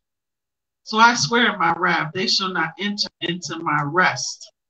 Take heed, brethren, lest there be in any of you an evil heart of unbelief in departing from the living Elohim. But exhort one another daily while it is called today, lest any of you be hardened through the deceit of sin. For we are made partakers of the sin if we hold the beginning of our confidence steadfast unto the end. While it is said today, if you will hear his voice, harden not your hearts, as in the provocation. For some, when they had heard, did provoke, howbeit not all that came out of Mizraim by Shemaiah. But with whom was the grieved 40 years? But with whom was he grieved 40 years? Yeah. Was it not with them that had sinned, whose carcasses fell in the wilderness? And to whom sware he that they should not enter into his rest, but to them that believed not? So we see that they could not enter in because of unbelief. Right. If you're not keeping a Sabbath, first of all, you are a non-believer. Simple as that. Say it again. Man. Say it again. If you are not keeping the Father's Sabbath, you are a non-believer. All the stuff you're talking about your faith and your religion and all that, it's all in vain. And I didn't just say that. We read that earlier. Yahshua said you worship him in vain by your traditions and that which are contrary to the commandments. Okay? All right? Do you keep the Shabbat or do you serve Satan? Simple as that, okay? He says, and to whom swear he that they should not enter into his rest, but to them that believe not? So we see that they could not enter in because of unbelief. 4th chapter, verse 1. Let us therefore fear, lest they promise being left us of entering into his rest, any of you should seem to come short of it. Right, you got so much confidence in your faith. He said you need to fear. Fear. Anytime you are falling short, you need to fear. Simple as that. Oh, yeah. Man, come on. Lest any of you should seem to come short of it. Oh, I can't come short of it. Right. Another place it says that, what it says, for the righteous scarcely be saved. That's the scary part right there. Oh, yeah. This thing is not a joke. People think this thing is a joke, but it's not. Man. Unless you're righteous. See, the righteous of your scribes and Pharisees, you shall in no wise enter into the kingdom of heaven. No, there's nothing that will get you in there. Yeah. That's scary. Oh, but I got Jesus up. Well, who do you think is our quote? Right. But who you think said what we just said, though? He the one who said it. So I don't know who you got. That's definitely Jesus who you talking about. But that's another lesson. 4 and 1. Go ahead. Let us there fear, lest a promise being left of us into the rest, any of you should seem come short of it. Go ahead. For unto us was the God, or the good news preached, as well as unto them. Because some people do not believe that good news that was preached unto them in the wilderness in the quote-unquote Old Testament. It's the same gospel. It's the same gospel. We've been receiving the gospel of the New Testament. No, it's not. That ain't what we read here. It says, for unto us was the gospel preached as well as unto them. It is not a different gospel. Go ahead. But the word preached did not profit them, not being mixed with faith in them that heard it. For we which have believed do enter into rest, as he said, as I have sworn in my wrath, if they shall enter into my rest, although the works were finished from the foundation of the world. For he spoke in a certain place of the 7th day, on this wise, that Elohim did rest the seventh day from all his works. Right. That's where the Sabbath comes from him resting on the seventh day from all his works. Go ahead. And in this place again, if they shall enter into my rest, seeing therefore it remains that some must enter therein, and they to whom it was first preached enter not in because of unbelief. Right. Again, he limits certain days, saying in Yahweh, today, after so long a time, as it is said, today, if you will hear his voice, harden not your hearts. For if Yahshua had given them rest, meaning Yahshua not, then he not afterward have spoken of another. I'm reading this here, and I like it in the 16 KJV. When you read this verse right here and you look in the byline in it, it tells you the way that his name is spelled in the Greek. There is no Zeus in there whatsoever. It's spelled, anybody know? Remember how it's spelled there? Huh? How's it spelled? In the Greek. Oh, I-E, yeah, I-E. Nope. In Greek? Yeah. In the Greek, it's spelled I-O-S-U-A-H. Oh, yeah, yeah. I-O-S. That's the Greek transliteration of Yahshua. It's right there in the KJV 1611. Do I got it here? Oh, it might be in my bag. Yep. Yeah, that right there lets you know there was no Zeus, Zeus. None of that was there. I-O-S-U-A-H. Notice it's an S, not S-H, because Greek don't have an S-H. Right. They just have an S.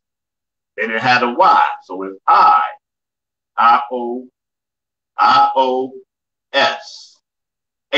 I-O-S-U-A-H. I-O-S-U-A-H. Oh, here you go right here. Here you go right here. Here you go right here.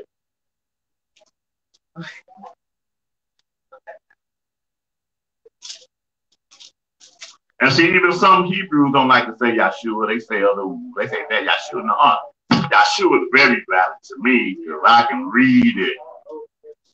I don't need nobody's theory on Hebrew to tell me it's not correct. Oh, hold on one sec. Here you go. Here you go right here. Right at the top where my finger's at, right there.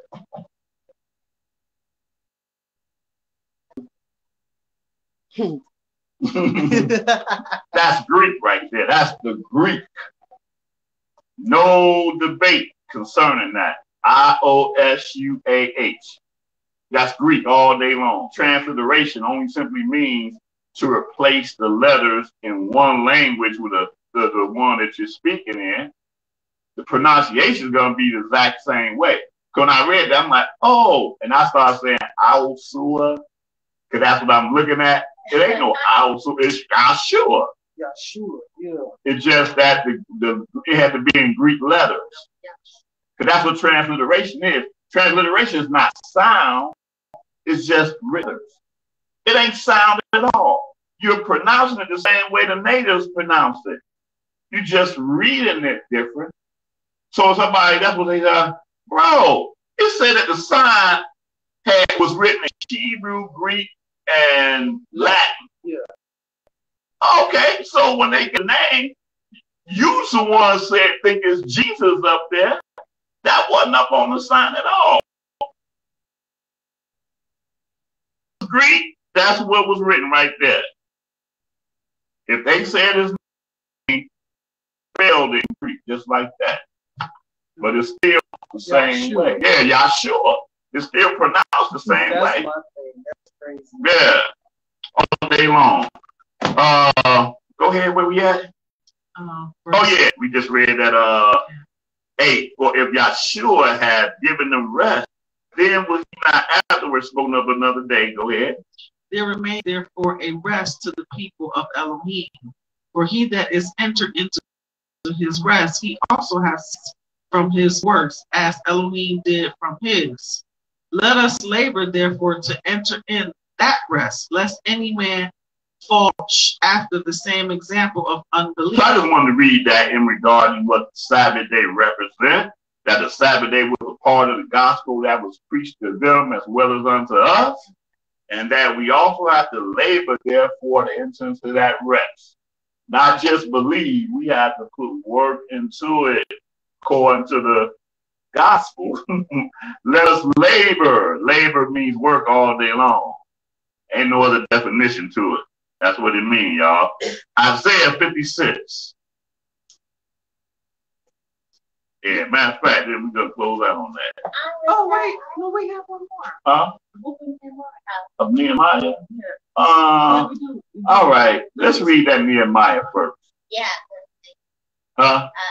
Is that the 9th chapter? No, Nehemiah 13th chapter? 13. Nehemiah.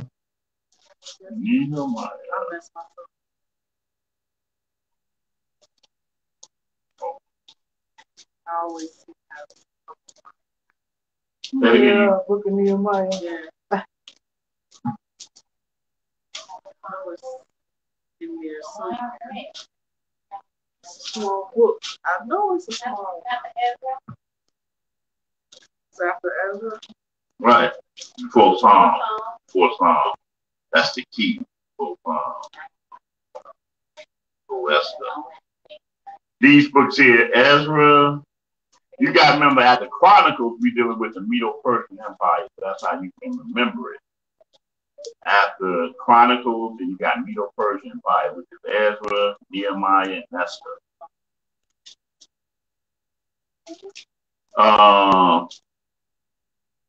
Nehemiah 13.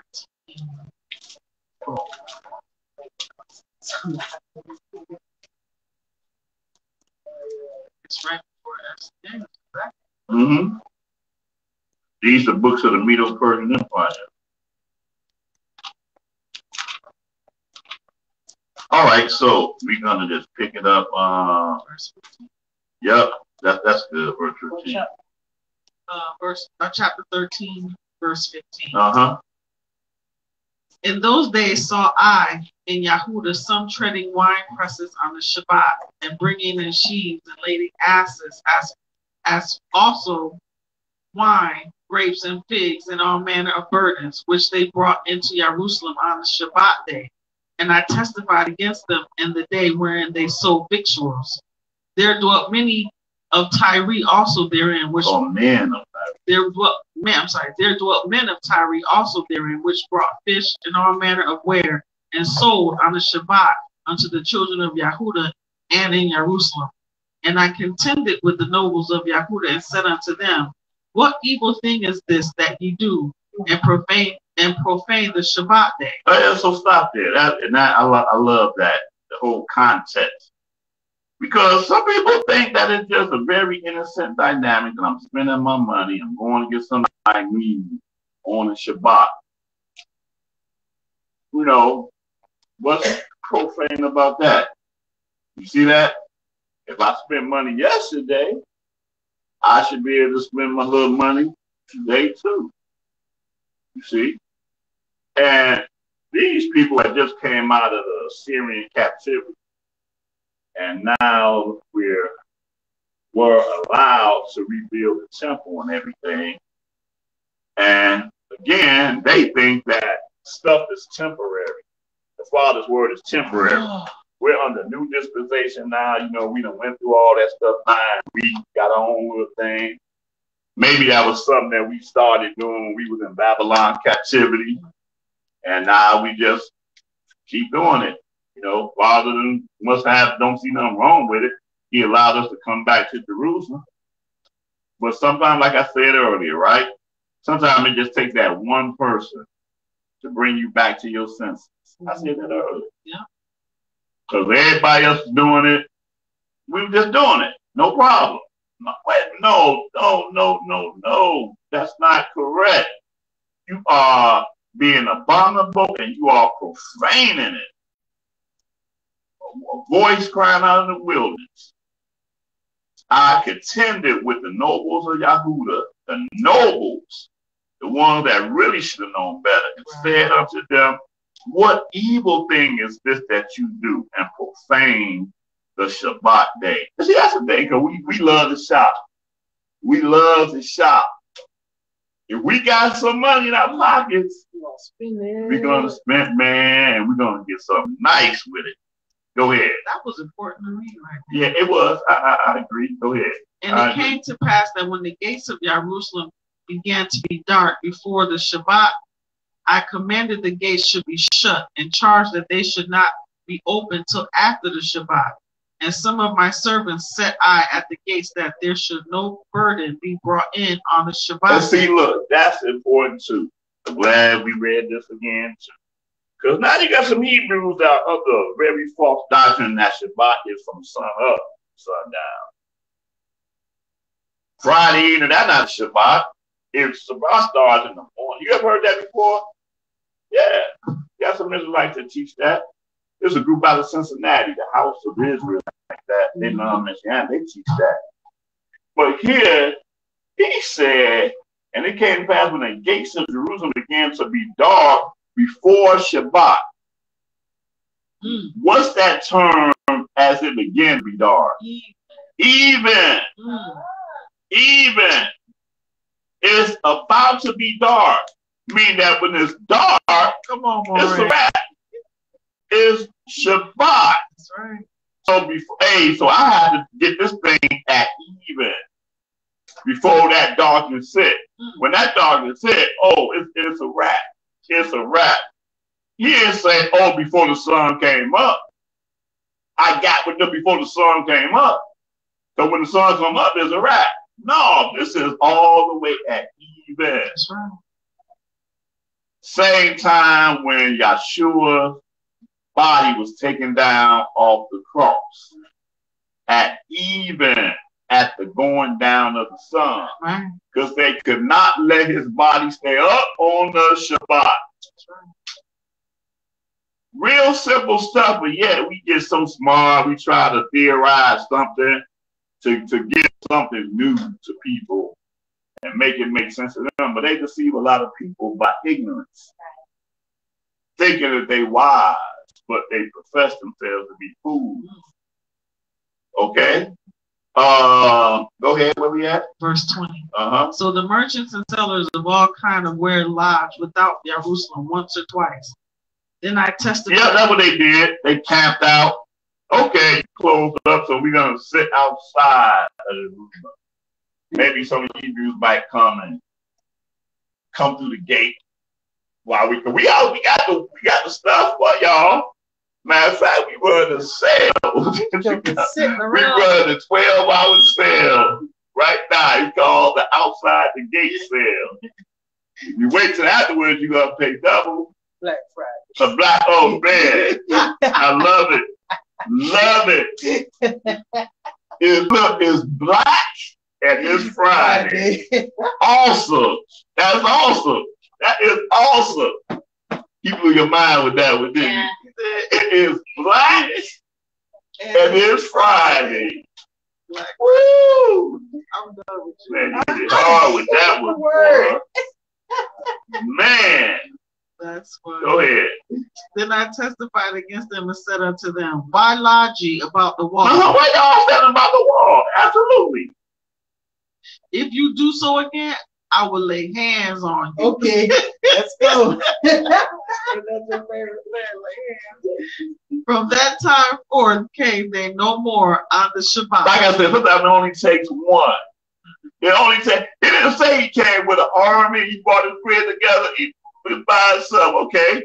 If you bad and you want some of this, all you gotta do is just be back here again. That's all you got to do. And I'm gonna start a new Shabbat tradition. Wow. And now go ahead, read that. And verse 22. And I commanded the Levites that they should cleanse themselves and that they should come and keep the gates to sanctify the Shabbat day. Remember me, O my Elohim, concerning this also, and spare me according to the greatness of thy mercy. Wow. Hallelujah. That was good read. Hallelujah. Hallelujah. All right, finally, y'all, Isaiah 56.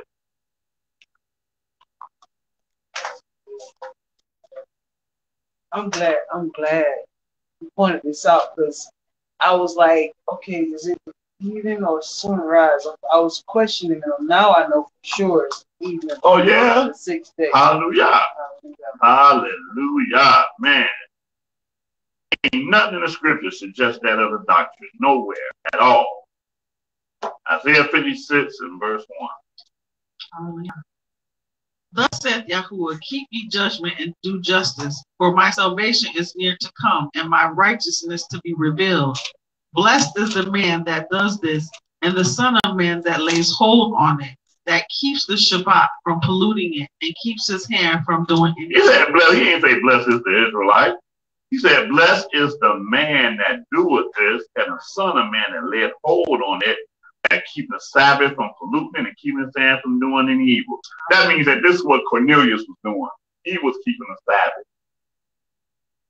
That's why he got a testimony that he got. Because he was keeping the Sabbath, keeping the laws and statutes of the Most High and giving alms to the people. Go ahead. Verse 3. My bad, sorry. Neither let the son of the stranger that has joined himself to Yahuwah speak, saying, Yahuwah hath utterly separated me from his people. Neither let the eunuch say, behold, I am a dry tree. For thus saith Yahuwah unto the eunuchs that keep my shabbats, and choose the things that please me, and take hold of my covenant. The Sabbath is part of the covenant. Whether you're talking about old or new, or whatever you want to call it, if you're not keeping the Sabbath, you ain't a part of this covenant. You're not a part of this covenant. You're not under this covenant if you're not keeping the Sabbath. Go ahead. Even unto them will I give in my house and within my walls a place and a name better than of sons and of daughters. I will give them an everlasting name that shall not be cut off. Hallelujah. Absolutely. That's why we talking about Cornelius 2,000 years after the fact, y'all. No. Huh? What? Go ahead. Also the sons of the strangers that joined themselves to Yahuwah to serve him and to love the name of Yahuwah, to be his servants. Everyone that keeps the Shabbat from polluting it and takes hold of my covenant. Yeah, the stranger has access to the covenant. The covenant that the Father gave with Israel, that stranger has total access to it. Go ahead. Even them will I bring to my holy mountain and make them joyful in my house of prayer. Their burnt offerings and their sacrifice shall be accepted upon my altar. For my house shall be called an house of prayer for all people. For all people, y'all. See this. Paul could have quoted this to him in Acts the 13th chapter.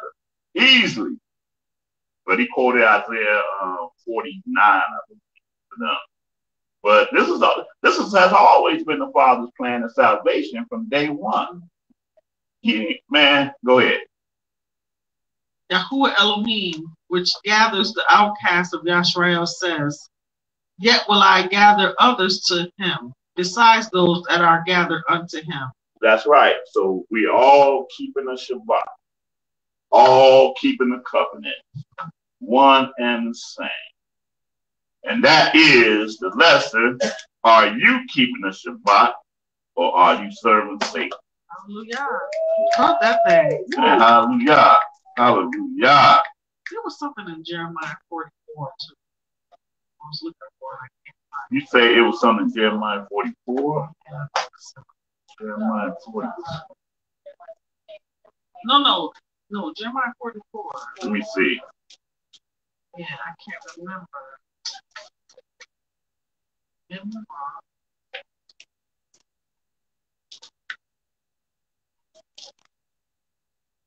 Yeah, I'm gonna search it out. There's somewhere in there when he told them, man, if y'all would have just kept the Sabbath, y'all would have stayed in y'all hands. I'm gonna find it after this, though. I'm gonna find it after this.